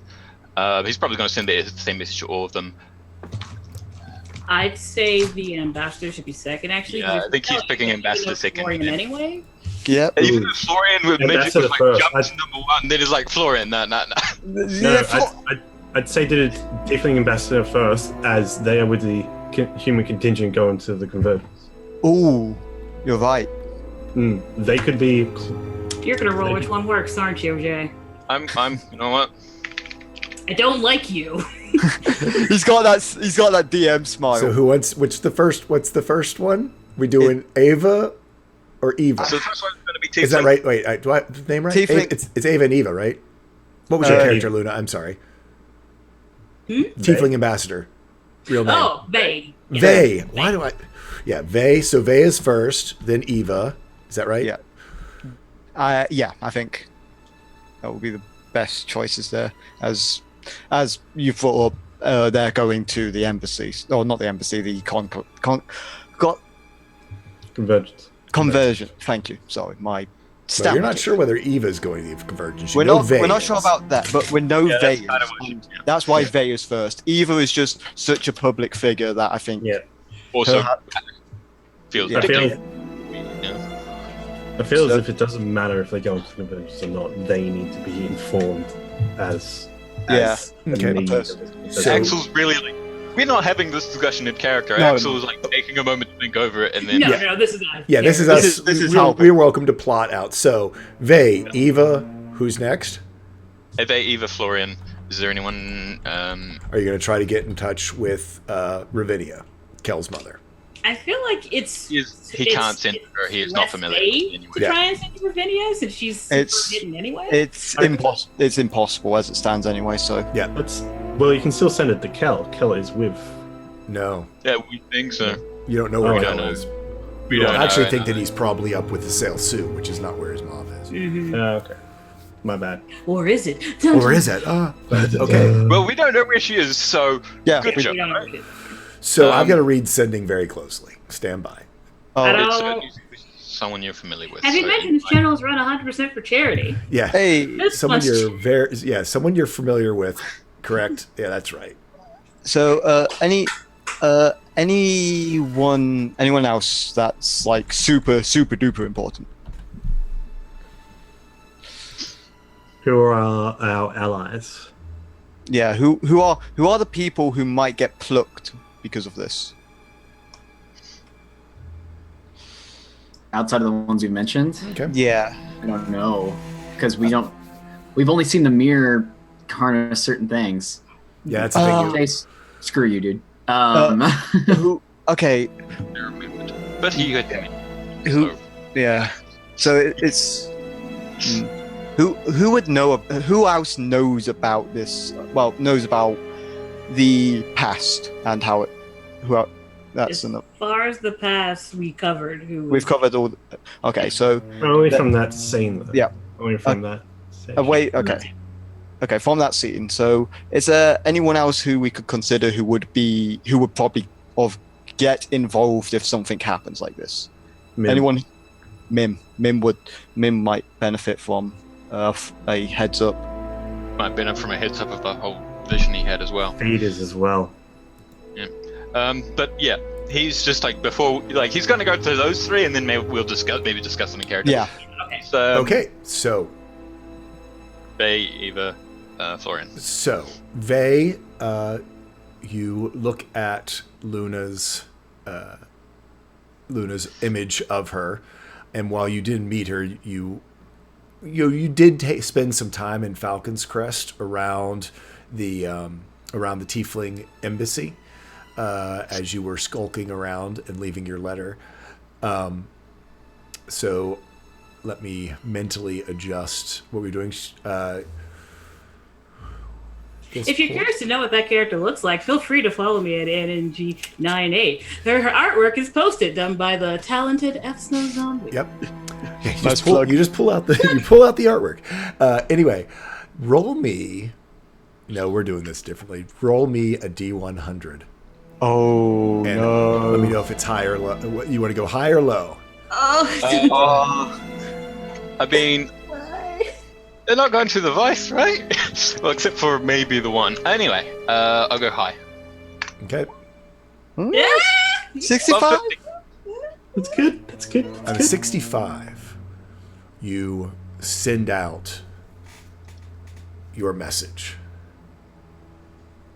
And you feel as though you have gotten. You feel there should be a connection.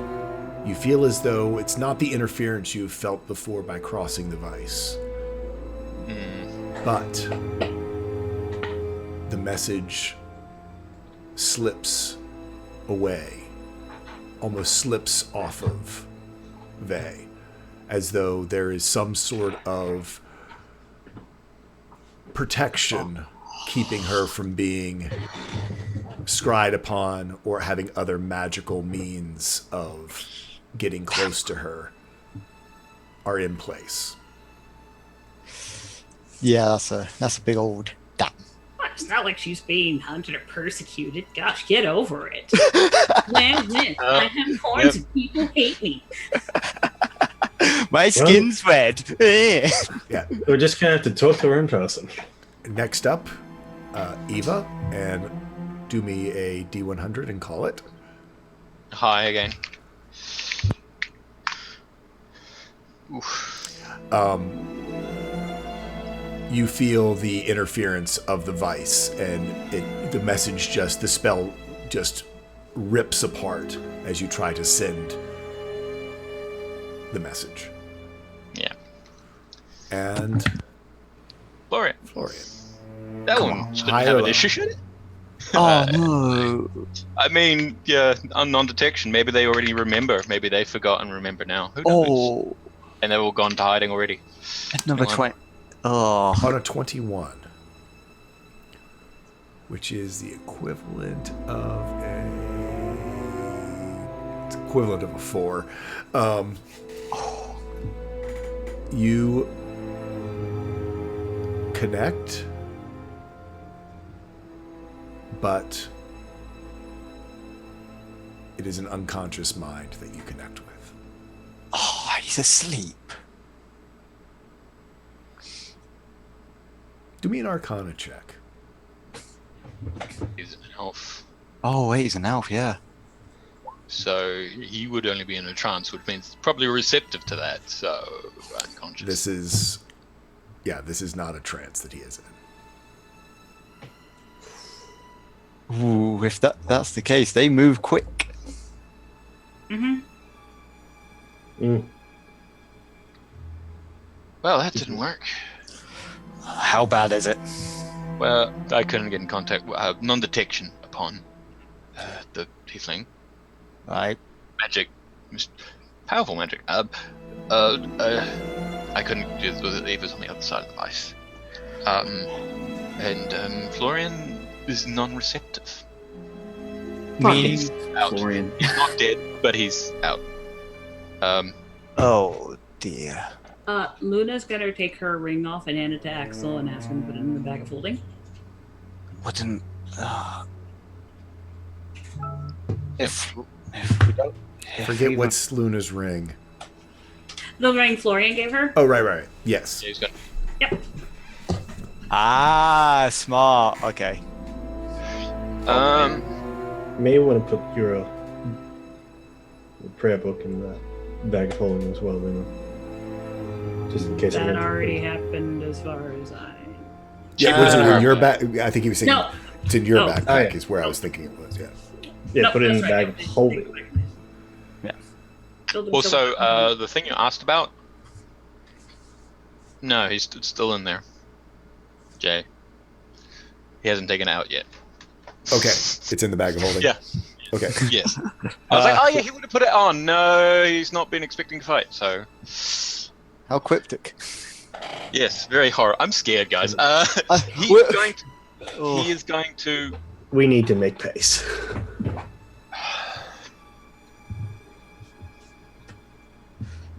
He is going to pull out the mirror. I should probably, if this works, who knows how this is going to work? This is magic I don't know. And magic that still probably is beyond me. You're going to touch something you have no clue what's going to do. So he pulled out the mirror, and Mirror, he is going this to... Mirror of Secrets, yes. Yes, the broken mirror of his secrets, and he is going to inscribe the time rune on it. Oh my god. You. To restore object, I assume. That face, yes. Ugh. Can I assist him in any way, seeing as Lysithea has some chrono? Rysitha does not have the time. Oh, wait, yeah, that's right. That's Cosmos, not Chrono. It has Sorry. Cosmos. It does not have time. No worries. Yep. I mean, he's not expecting the effect to be reversed, but he is expecting it not to be broken. And maybe he can use it to scry at least. You do me a. Go ahead and do me another Arcana check. Oh. So, advantage. 29. On a 29, you see the mirror, the cracked surface of the mirror, mend itself together. It's the magic back. You see the intricate complexity that had been revealed over the course of it fade away and fade further away until you hold in your hand the Mirror of Peeping. Mm-hmm.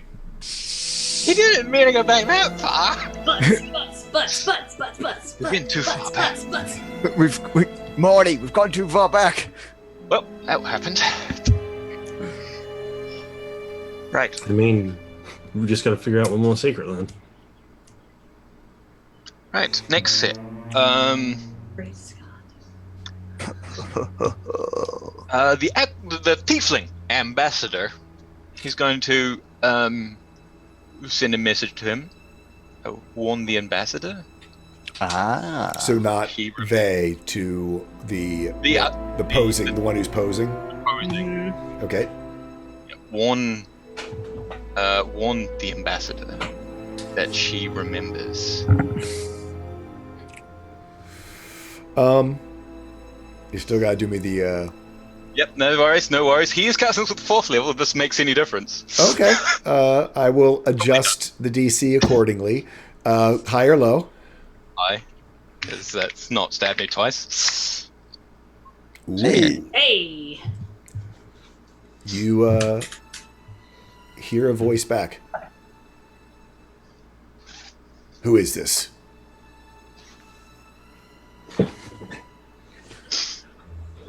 That's just what you hear back. Yep. He's not getting another sending. He's got to spend his other sending. Valshurian. Oh. Interesting. Interesting. He is a creature. He is a creature, and he can communicate. I mean, he might not be able to do anything, but Well played, dude. Very well. was Valshurian there? I mean, he fought the Neverwing, but did he fight in the temple?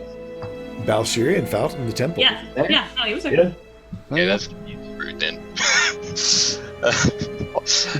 Yeah, but he's going to send to Valshurian. That's a smart play. Very smart play. Go ahead and roll me that D100 again. Backseat. You sticking with high? High every time. Again, 4th level, because all my spell slots. Hey. On a Nice. 64. Not a 69 though, so not Yeah. that nice. So close.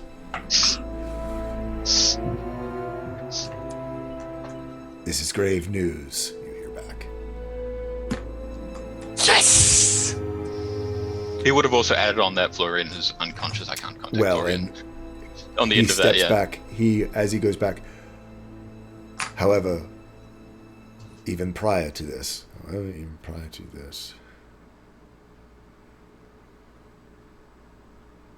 Oh, he's mathing. Bal, Florian was the target of an attempted assassination. Ooh. He is coma. See? All that Florian hate. All of it. All of y'all. Only one in this corner. Oh, what are you talking about? I still hate him. He's just a jerk. Doesn't make me hate him. Well, maybe. I still dislike the fellow. I never Wait, wish death upon him. So, I've tried to warn at least, the acting teaching investor. He probably doesn't trust a mysterious source of information. Again, probably, maybe. I don't know. They listened to my first one. But I did warn him to tell the ambassador, to warn the ambassador cryptically. Very cryptically. I've also contacted Belshore, and apparently Florian's comatose. It was an assassination attempt before, like this. So, news. Ghost. Maybe. It's possible. For some reason, I don't think the ghost would leave him alive. I wouldn't say it's leaving alive. I'd say it would be a failed attempt. Ghost wasn't able to do it. The vision, Florian was powerful. From what we know, though, this ghost might not be so unprofessional that they leave a trace. It could be any number of reasons, but that's yeah. That's a. All right, we'll add it to the pile of problems that seems to be stacking We'll up. have.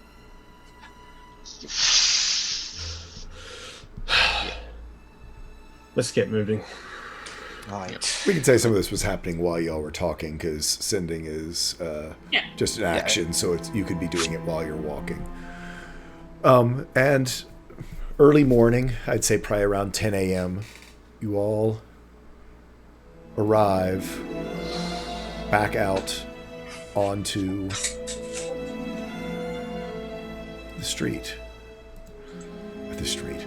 the road. Ah, yes. Sorry. Semis passing by. Yes. No. Was that a Mercedes? Oh, that's a Lamborghini, isn't it?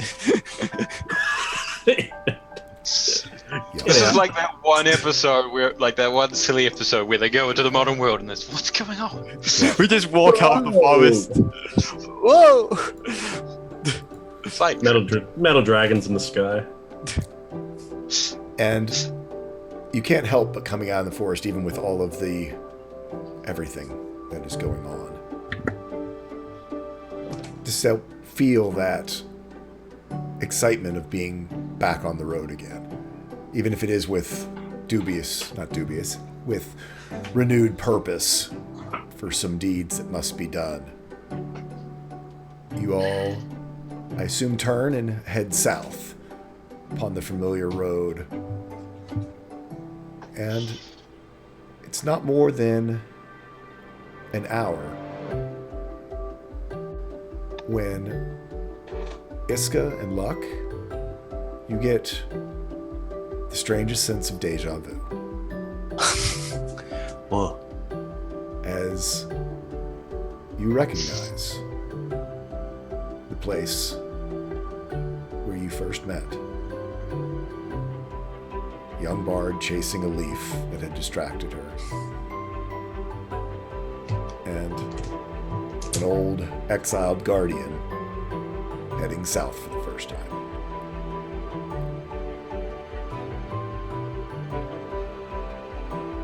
Intense. It's been really tense for a long time. And Iska definitely still feels in a weird place with Luna and with Luck. So it's this weird not wanting to make a big scene of it thing, if that makes sense. It's like, I don't want to do this whole like, oh, what a long, strange trip it's been conversation. So I think she just kind of like looks to Luck, just to even see if he acknowledges like what's happening, what's going on, if he's just kind of like eyes ahead, what's going on with Luck right now. He's this constant look of concern is on his face. Like he's actually in thought. He doesn't seem that like blanked out like he usually is when things start to stack up. It does seem like he's trying to rack his brain for an answer on something. She pull the violin out and kind of start walking up behind him and pick up her step a little bit to a speed where she can eventually outpace him. And as she goes to pass him, she will intentionally like kind of bump into him with her shoulder and kind of speed up a little bit. And as she gets ahead of him, she will draw the bow and she'll play the same jig she played that's kind of inspired her Luck's little dance when they first met. She will very slowly work her way into that until playing it at its full speed. And just at one point, kind of just spin around and like give Luck a look. Again, not saying much, but just like a look of kind of merriment on her face and give him a nod. They can disagree. There can be tension. Families fight. Friends fight. It's all right. We're going to be okay. What he walks past and just sort of not very loudly, again, sort of still half of his mind a little distracted, but just goes, "Hello."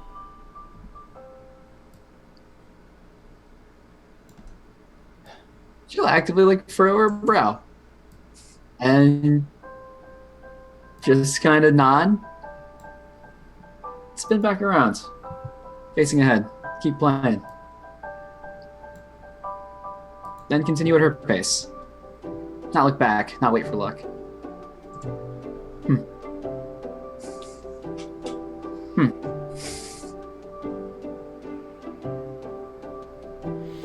Okay. Anything else the rest of y'all are doing as you all find yourself back on the road? You see message? Yes. Yeah, yeah. Yeah, you know just you're mention it. it's about 10 o'clock. You probably get there about mid-afternoon.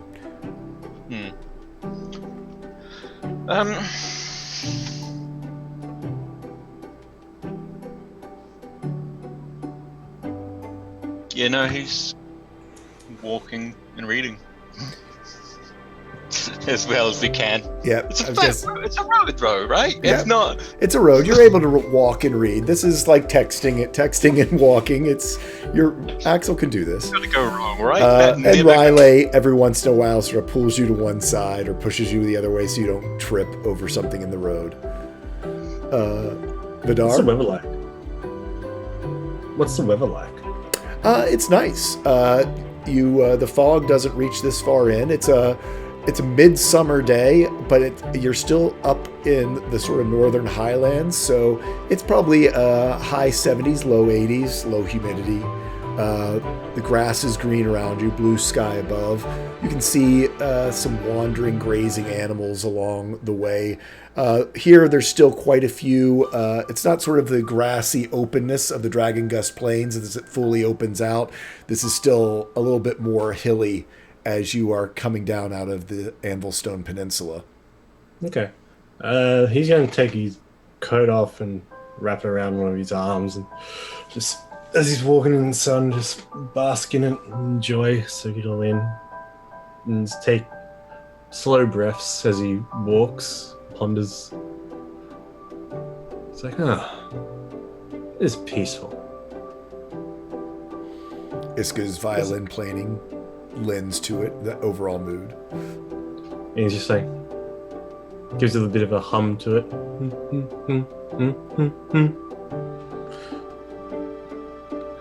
He looks to Axel. He goes, I think I'm going to learn how to make rings, chains, jewelry. I want to do something with my time. Other than, like, conspire on Neverwings? How do you learn skills? Exercise. There's this wonderful thing called practice. But if you want somebody to teach you, you'll have to, be taught. Sometimes they have instructions in books, but that's kind of not a common thing. Not looked up from. He sort of only glanced away from his book. He's studying his runes. Not really something you can do on the road. But you can look over your notes so that you have a little bit of an extra oomph next time you sit down and can really do some cross-referencing. Yeah. It's just comforting. Actually, what he'll do is reach into the bag of holding, hand over a little box. There's probably a book in there if you want to, read something new. Oh, yeah, please. Library books. Yep. And you open up the library box and pull out a book, and it seems to be a book of stories about Dwarven ship rights and how they were building ships to go on adventures across up into the northern seas and out onto the tundra. I give the box back and goes, maybe there's someone in there. Treasure. I'm gonna give it a read. Okay. And hey, Berg, can you talk a little bit about Michael J. Fox? We'll go ahead and take our break real quick before we get to this last little push. I forgot to do the pitch earlier that we do the site for charity. As we were switching around cameras and stuff. So if you could do that, that'd be great. I'm gonna do a bio bake and then I'll be right back. Well, NNG covered it, but yeah. Just to retread, we are raising money for the Michael J. Fox Foundation, which helps to support people and hopefully eventually find a cure for Parkinson's. If you can donate, great. If you can't, that's super okay. Don't feel pressured to. Never feel pressured to. Feel free to educate yourself, get out there, learn what you can do to help, or just learn more how to care for someone or people you know who do have Parkinson's. If you would like to donate, though, there is a lovely list below in the, as it's called, doobly-doo, that can aid your fine party of adventurers here, such as giving us rerolls in combat, giving us advantage, giving us, what else we got? Bardic Inspiration, healing dice, potion. So many things. So please, if you feel inclined to donate, great. Also, everything is for charity. So if you subscribe to the channel, if you give us bits, that also goes to the charity of the month. Oh, also the spell bank. If we hit 100, or 200, 300, 400, we get a spell of the level that we hit. And I'm not even sure what we're at currently. I'm going to load up the Twitch because... Well, I believe we're a little early on in the thing because it's a new month, but... Right. Let's see here. We are currently at 350, I believe. Oh, look at that. Which is solid. So, all right, Jay, what's up? So anyway, yes, thank you so much, and we will. I think we're gonna go ahead and continue through the next month. We're gonna for the Michael J. Fox Foundation for Parkinson's Research. I don't know how much Bird said, but it's very near and dear to my heart. My aunt, who lived with Parkinson's for multiple years, and sort of always encouraged me and with my storytelling. Like I said, lived with Parkinson's for almost 20 years, so they're doing lots to help out folks with their day-to-day life and living with Parkinson's. We will jump back a little bit just for a second into story. Axel, as you walk and read, roll me a history check. I'll let you have advantage on this. On a 29. Reading has always been one of the things that helps you to clear your mind. And it comes to you. You began to recover after you slept. Grom never slept. until he stayed awake with you for multiple days. It wasn't until after he slept until he remembered. So the secrets that were released manifested after they slept. So Yeah, I never figured that. they potentially had a couple days head start before you tried your sendings. Depending on when the person who had a secret being held from them had slept. Yeah.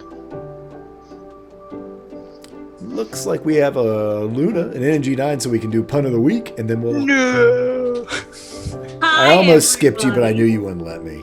How's it going? It's your Puntress, and I hope you're ready for everybody's favorite segment since we've already plugged the charity of this month, the charity, just as a reminder, Pun of the Week! You said my favorite segment. Where is it? What do you call a pig crossed with a cactus? What? It's A porcupine! swine joke, swine joke, swine joke, swine joke. 20 swine teen. 20 swine teen, 20 swine teen. We, I'm letting that one pass because it is 20 swine teen. It's legit. It's fine.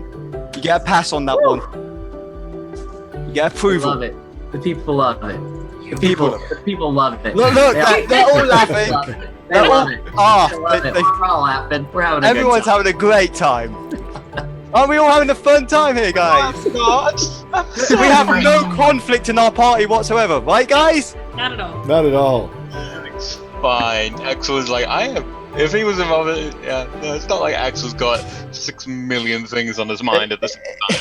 No, we have no problems as it currently stands. Right, guys? Yeah, I mean, Celia and Vidar are fine, right? Yeah. Oh yeah, Silly is not being stalked by what is called a ghost. It's fine. What are you talking But I was about? not going crazy again.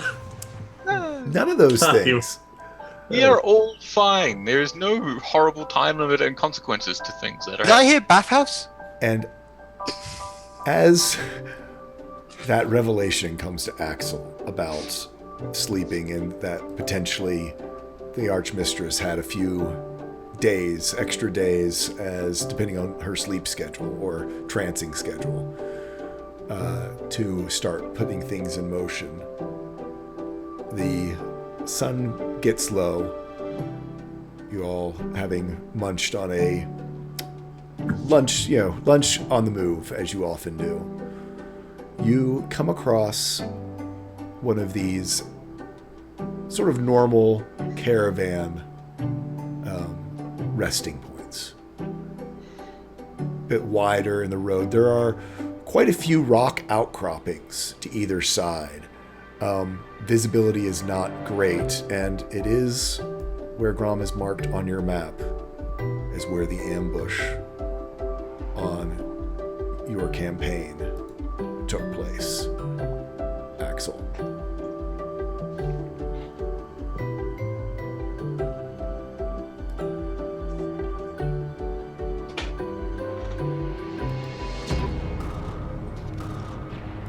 Oops, sorry, Roland. Music change. Have you got them named yet? Yep, I do, but that was just I just clicked the wrong thing.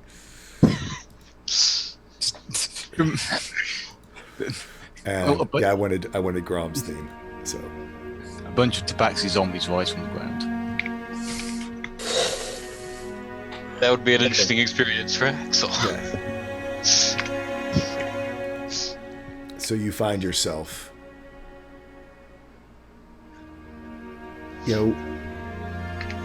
looking at an area that you know that your tribe had been wiped out, and where you gained your name,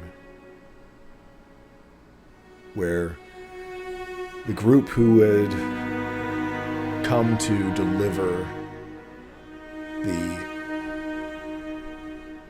book of runes that's now become such a huge part of your life all perished. And while it's much like any of the other campsites, there is a sadness that lingers in you as you look around it.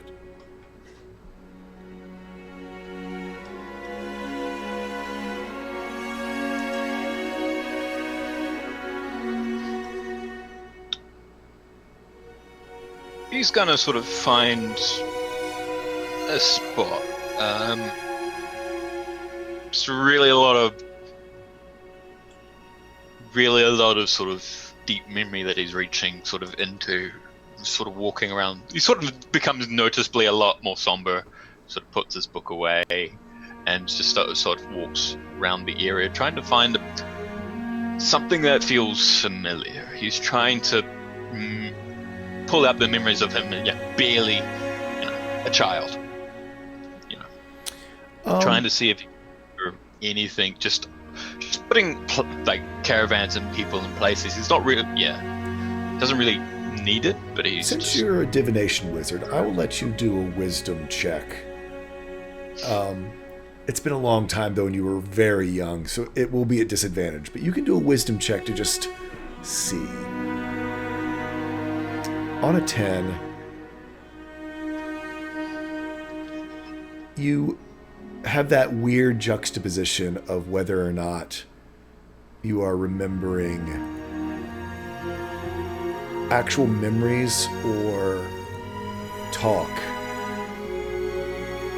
Stories that you've heard or things that you've imagined or ways that you've imagined this moment has been. You've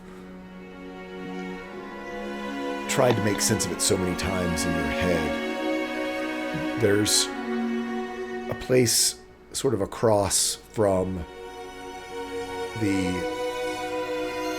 sort of makeshift fire pit, across the road from that seems to be almost like a little bit of a clearing among the outcroppings of rocks, and there's something that feels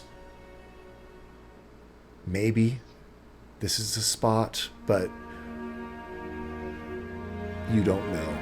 You can't pinpoint anything. There's other places that are just as likely, places that just from your own battles know would have been good places for ambushes or people to hide or ways to startle a caravan.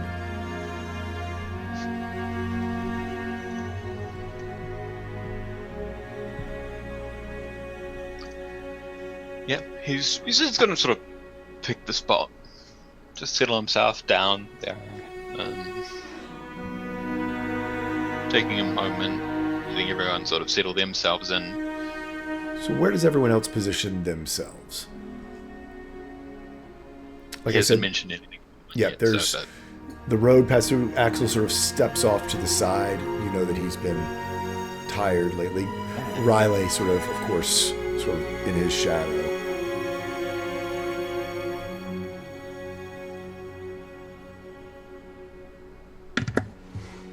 Do you all gather around? Do you spread out sort of around this area? If we're going to be taking a rest here, Dar's going to take off his coat, put down his belt pack. Bring out Lysifia so they can bask in the light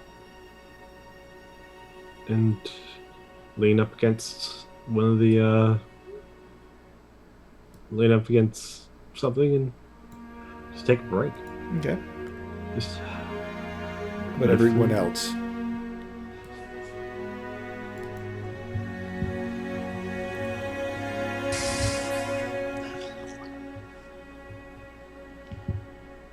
You're muted, Luna. Standing? You're ready to move, but Yeah, pretty much just like. okay. Okay. Iska, you with Luna or elsewhere? No, I'm probably just wandering for a second. I think it feels good to be back home again after a while. So I don't think she's going far from the group, but she's definitely like exploring the space a little bit and just feeling like she's back in familiar surroundings, familiar territory. Okay. How about I mean, because like the last time she was here, it was in the caravan with Barrios, right? Or around here at least. Around right? here, yes. I mean, there are lots of campsites where this was the same. One of the ones you stopped there. It would make Regardless, sense. This is like the beginning of the So- This very easily could be where you want the campsite you wandered off from. You are within the day's travel where you found Luck and where you sort of got left behind. I think she just kind of wanders about for a little bit, just kind of contemplating that. I mean, just having that conversation and thoughts with Luna about evolving and growing into who we are now. That's definitely still in her mind. Luck, how about you? He's probably going to be sticking close to Axel, as he's quite worried about his health and how he's been. Okay.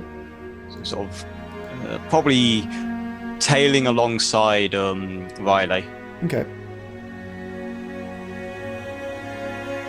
So Axel, what are you up to? Yeah, he just sort of sits cross-legged in the location, maybe for a little bit, sort of takes some time, sort of looks around. Could everyone join me, please, for a moment? Yeah. Sure.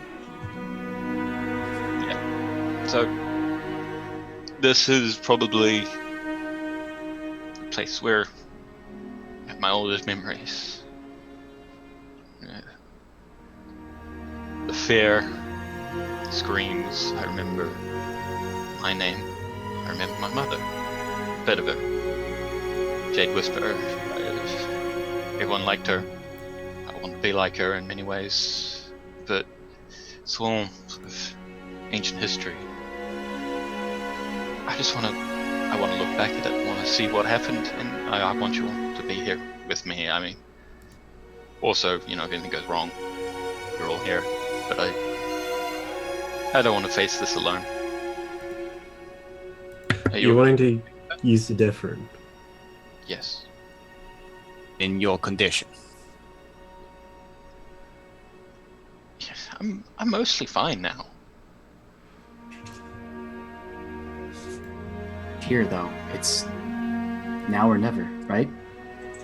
I mean, there's always I can come back again, but I don't want to leave this yet another piece of my history sort of sitting there, piece of the past.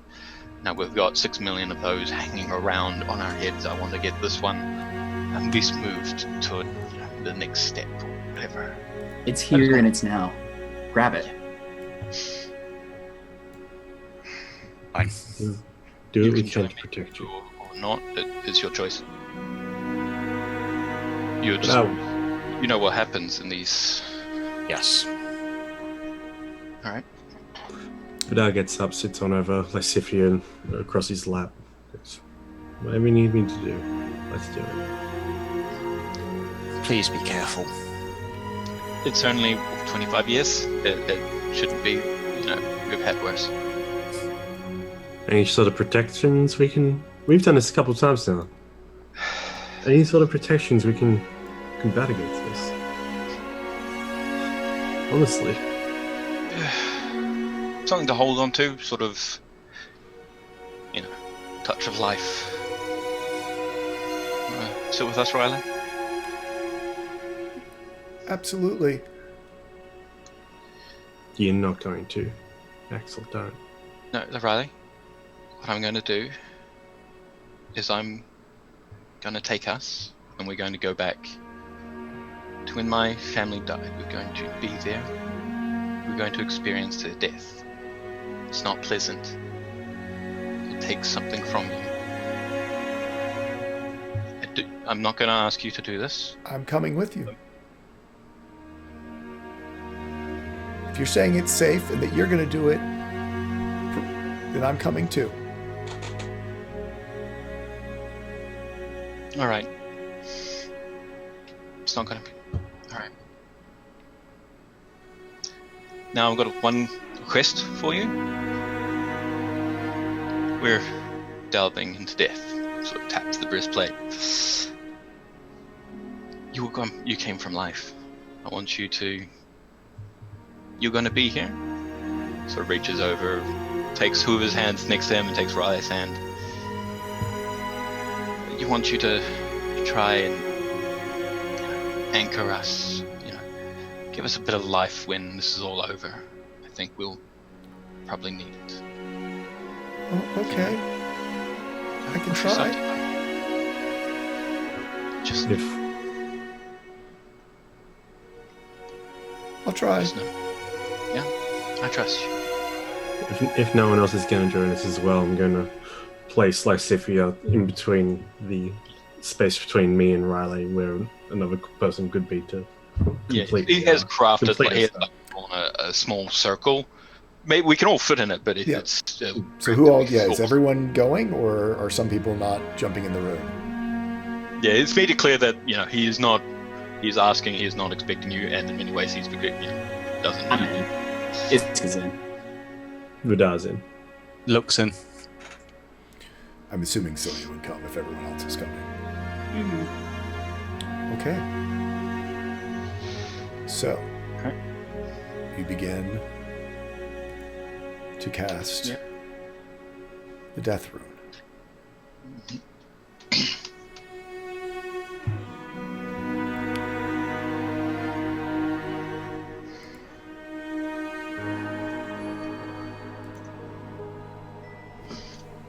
The rune begins to take shape around all of you. And you all feel that familiar now embrace of death. As you feel the breath sort of flow out of you and your heart seem to stop as you travel backwards to this time. And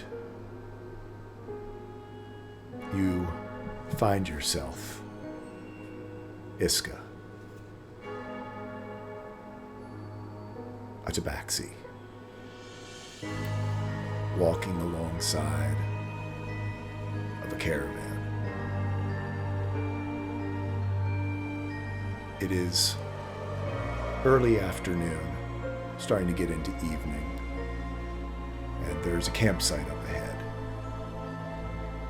It is too soon for you and the Wandering Pride to stop. You are hardier than most of these people who are out on the roads. You travel well into the night and get up before dawn to keep moving. You have a mission. You're delivering an item that you were conscripted to get. Actually, it's come from far away. And you know this item that was transferred to you from the Bronze Mirage gives it a level of import, the likes of which the Wandering Pride normally doesn't see. Luna, Luck. Both of you are riding on a wagon, side by side in the front. Luck, a crossbow, heavy against your thigh. Luna steering the horses. Both tabaxi, eyes wary, looking forward. It's been a calm trip so far, but you are among your family, among your tribe, among your friends. All of you have heritage to the southern continent, but over the generations, not the pure blood like the three who joined you several months ago down in Highmount.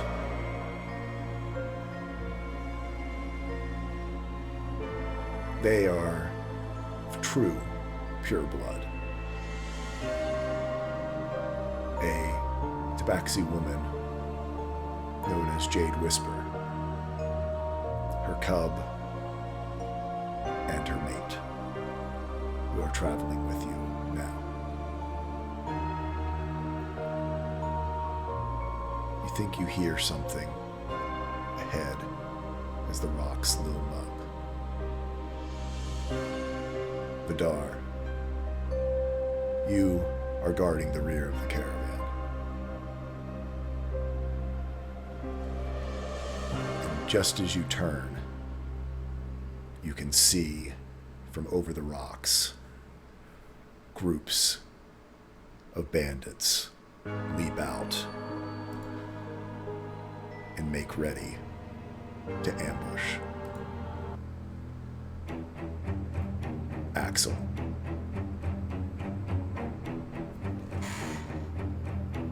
You feel the weight of the body that you're in.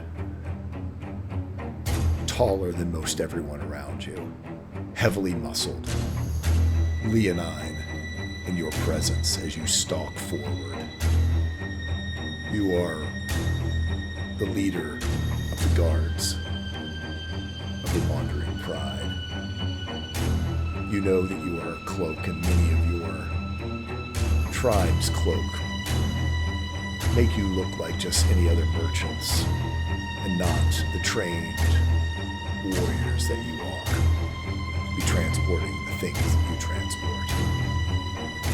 And as you see these bandits leap up ahead of you,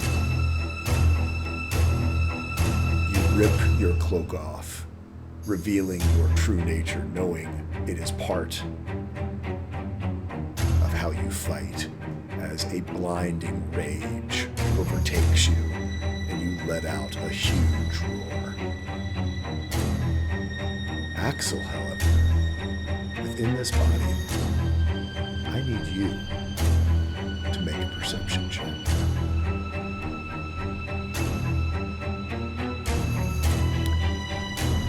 On a 20, as this huge body leaps forward, carrying you along with it,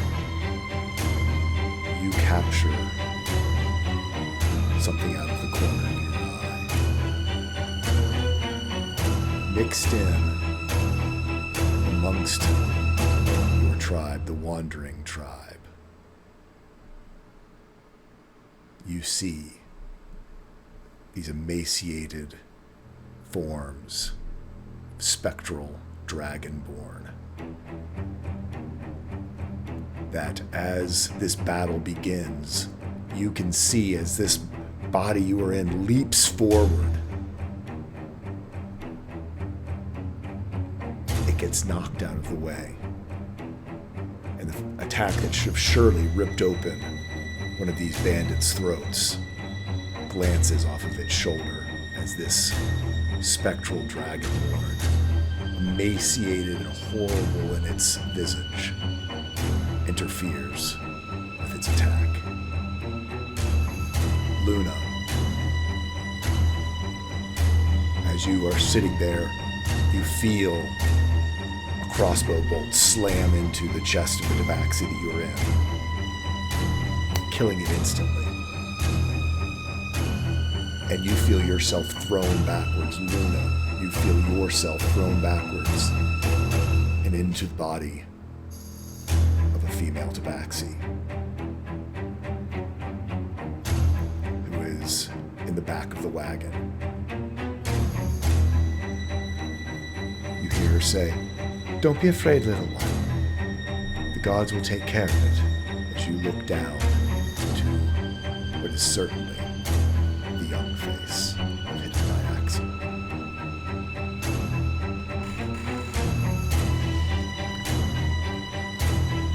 Iska. You run forward and begin to fight. But as you do, every one of your attacks seems to not land. It seems to be knocked asunder. It seems to be somehow not connecting. You get one or two lucky shots in, but it's mainly become from other people, and quickly you are downed as well and find yourself thrown into another tabaxi. This is a trained warrior you're inside of, wielding a sword like you watch and have seen Luck wield his pickaxe. And yet, he can't seem to get blows to land. Axel, the barbarian lion that you are in fury, is taking blow after blow, trying to connect. These are nothing special of bandits. He knows that this should not be a problem. But, Axel, you see every blow, every attempt that they make to defend themselves is thwarted by these spectral dragonborn that are circulating among you, throwing them into the pathway of oncoming attacks, making sure that every crossbow bolt lands. Vidar, you feel the bite of a sword into your side and a dagger up through your ribcage as you fall to the ground. Luna, you can hear the battle is not going well outside. And you watch as Jade Whisper leaps out of the back of the wagon, taking her son with her. And on the far side of where there are no attackers, you see her pull out from the inside of her cloak a platinum leaf of a tree, a dragon leaf. And you can feel as she is using the most precious thing she owns to cast a spell, an ancient spell. Only the tip of the iceberg compared to some of the magics that you saw Kel use when he was doing his rituals of the seed from the Moral Thaw. Those look like youngsters compared to this spell that she uses with the dragon leaf tree. And you see her kiss it and then press it against her son's heart, saying, "Be quiet, little. This will hide you. Climb up among the axles and don't come out."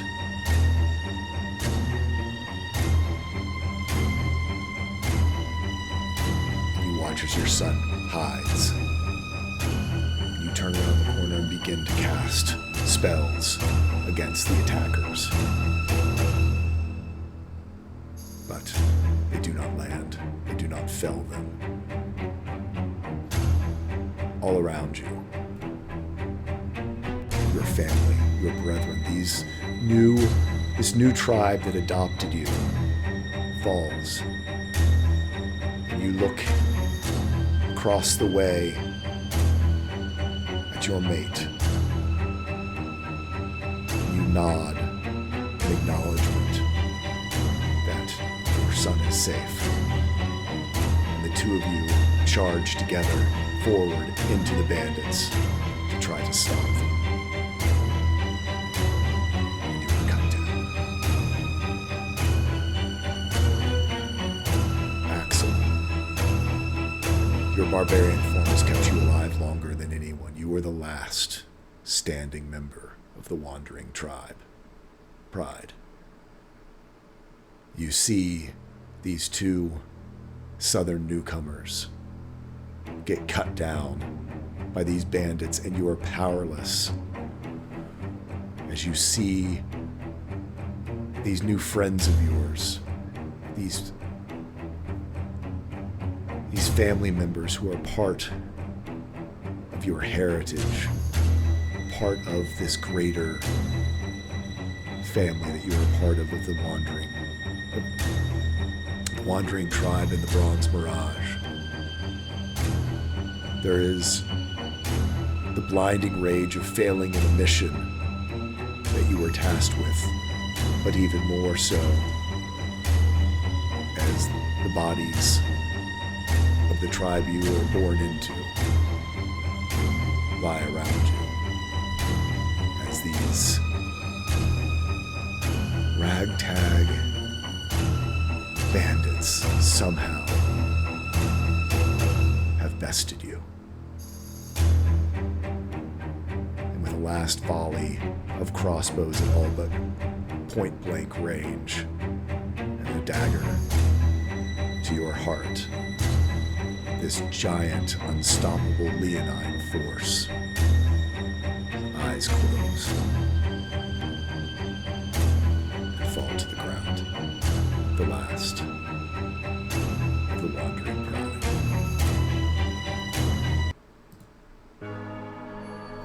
I need all of you to roll me a death saving throw as all turns dark.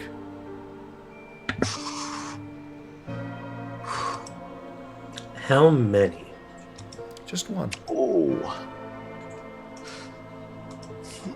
I was a little worried there with lots of deaths. Yeah, That's percentage the amount of times we've used this. dropping left, right, and center. Missing. Oh, Celia. Yeah.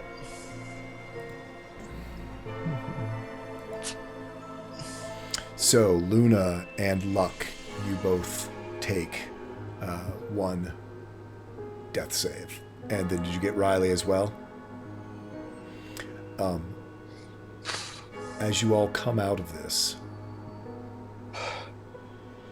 Luck and Luna, the two of you are sitting almost opposite of the circle from Riley and the others. And as your eyes open, you feel that coldness sink into your bones. But you see sitting across from you, Riley, his eyes burning with the life rune, and you can see a glowing power passing through him that didn't quite make it all the way around y'all's joined hands. And he looks up. I tried. It's all right. I'll pull through.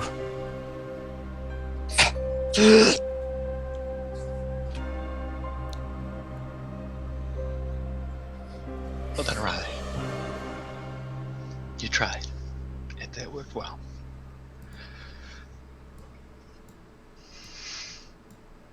Yeah, I didn't make note of anyone.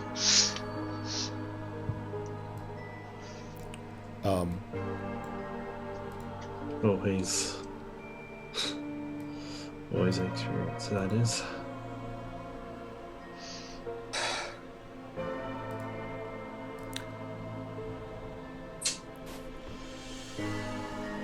You okay, Axel? How are you feeling?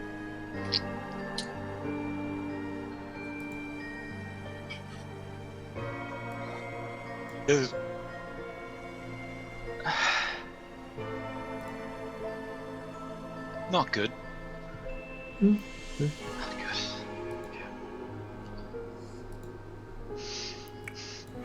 It's weird now. I have, sort of remember some more.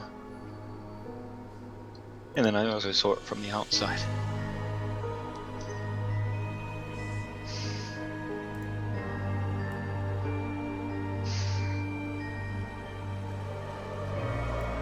This is what I came here for. No answers as usual. More questions. But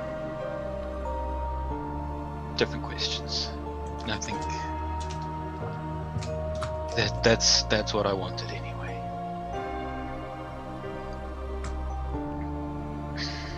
Luna and Luck, I need you to make a wisdom saving throw. Oh god, they return! Sanity. Hey! Hey, there we go. On a 19 and on a 21, you feel your body, there's a chill that almost runs down the back of your spine. And you feel your movements begin to stiffen and slow.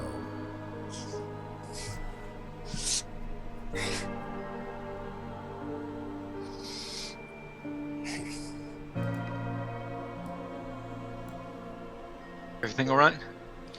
Luck? Just something's off. Yeah, Axel is. Are mental functions slow at all, or just physical? Just physical.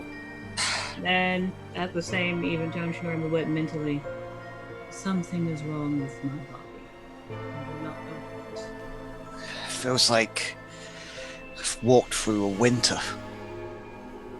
We investigate or do a medicine check to see. Can Axel do something about that? Vidar See if- and Iska, I need you to make me a wisdom saving throw. Great. Hey, don't worry, guys. I'll figure out the bad stuff. Cool. Let's go. Good. Thanks. Vidar, you feel yourself begin to slow down as well. Iska, The kink in the shoulder. you are paralyzed. Yeah, I Yeah, think man. you just see. I just saw Some- initiative. I need Great. everybody Oh, to roll As soon as it started initiative. affecting more people, Axel's like, oh, he is pretty god. oh dear, we're in trouble. I was like, I have to spell magic. Oh wait, this is a different wizard who doesn't have to spell magic. I don't have control of my token. Ooh, okay. Click again. That's intentional. Hey. I don't have control of my body right now, so we all got problems. Yeah. This guy. Look, not my fault you don't have a decent wisdom, alright? Wham, my body doesn't Wait, work. Where? I'm Wow. paralyzed. Where? I'm a bard. I have the lowest HP in the party. So... You're right, Luna. Let's kill him.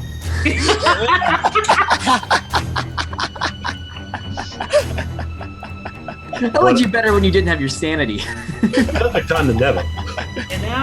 You're not wrong. You should have it now, Luck. It was just because it was still assigned to your old sheet. Ah, yeah. Okay. This is... What you don't like it now that I know what I'm doing. Right. Oh, nice. What initiative? Did any of you change what I had prepped in terms of my transmogs? No. Okay. So still have potency and shield. Thank you.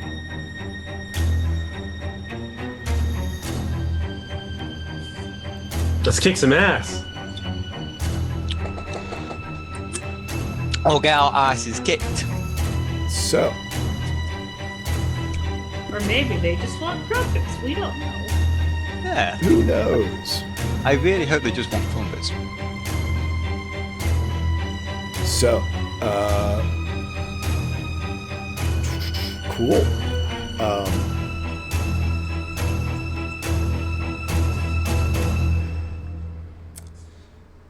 Vidar, you feel a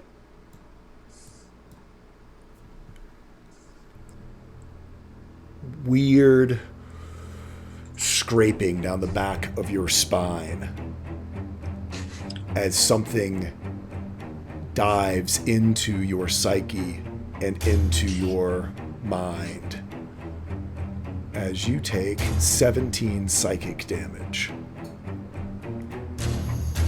Do I get a save? Or was that the wisdom save? Nope. How much again?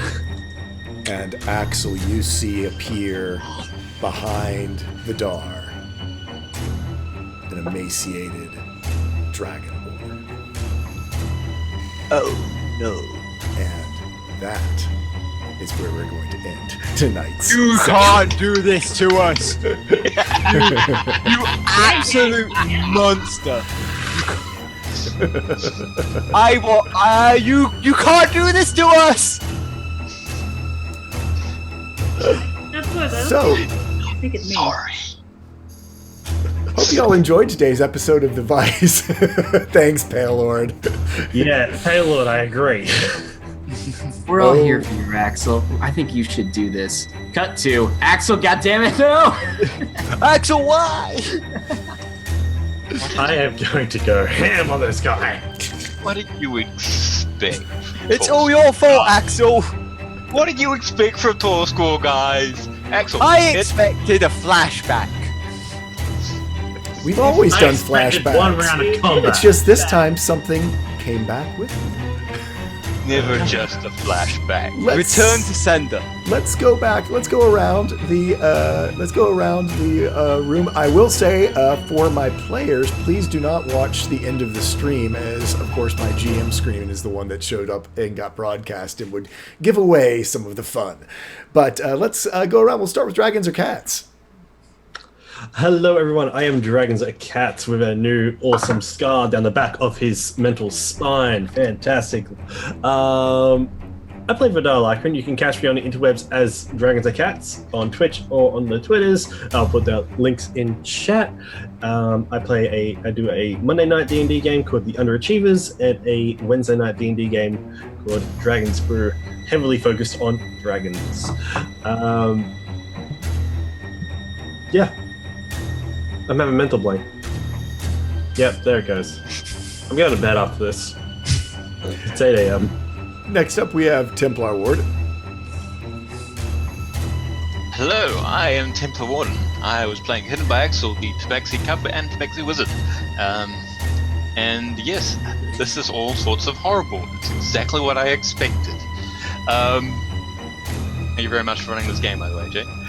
You may find me anywhere on the internet as Rainer Templar. No, you may find me anywhere on the internet as Templar Warden. You may find me on Twitter as Rainer Templar. You may of course find me here every week. You may also find us all in the Discord, which I will link. We do, have chats, streams, announcements there. We post funny memes, we post funny pictures, we post funny puns. But yes, please join us there. Next up, we have Bird vs. Plane. Hey folks, I'm Bird vs. Plane. You can find me here on the weekends. You can find me at my own channel, Bird vs. Plane, where Jay and I do Wait a Sec Dude. I occasionally do single player games, but not often anymore. I'm gonna try to start playing more. Come hang out, come be cool and be chill. As always, the Vice is beautiful and horrid, and I love it as much as I hate it. So, yes. Next up, we have NNG9. Hey, I'm NNG9 on Twitch, where I sometimes stream stuff and swear a whole bunch. NNG98 on Twitter, where I tweet stuff, sometimes with puns, and it's slowly becoming a snake appreciation account. Yeah, I have fun today, but I have to say, if these clothes get ripped, that dragon is so paying for a new outfit, okay? Alright, darling. Can't you do your stitching by yourself, though? That's what I have to for. And last but not least, we have Good Guy Pie. Hello everyone, I'm Good Guy Pie. It has been wonderful. We're all a happy family here. We're all friends. None of us ever have opposing opinions, right, guys? None of us hold any predetermined things about each other. Nope. Oh, no, none of us have questionable morals. None of that. We're all friends here. There's just a giant dragon. Let's go beat him up. It's just the Dragonborn, right, guys? It's always just going to be the Dragonborn. You can find me at Good Guy Pie, where I recently got back on the Twitch streams on a regular schedule again, so you can catch me early in the mornings playing a game called Lobotomy Corporation. As I be a corporate screw managing a bunch of monsters to produce energy, and everything's fine. I'm just a happy manager, and I love working for my company. Find me at Too Good Too Guy, where I appreciate Lobotomy Corporation. Everyone should join and be part of our happy family here. We manage monsters. Face the fear, build the future. I am Tall Squall. I am your DM. I hope you all had fun. I hope you like the story that we are weaving. And yeah, we will pick up right at the top of next episode with a little combat. Our party has discovered sometimes things come back. And yeah, it's going to be fun. Thank you for all your donations. Kentucky Hawkeye, thank you so much for the $50 donation earlier. Again, we are raising money. 100% of it goes to charity for the Michael J. Fox Foundation for Parkinson's Research. Thank you for also just hanging out with us. And have a great rest of your weekend. Good night, everyone. And gather your friends together and tell a story. Bye-bye. Toodaloo.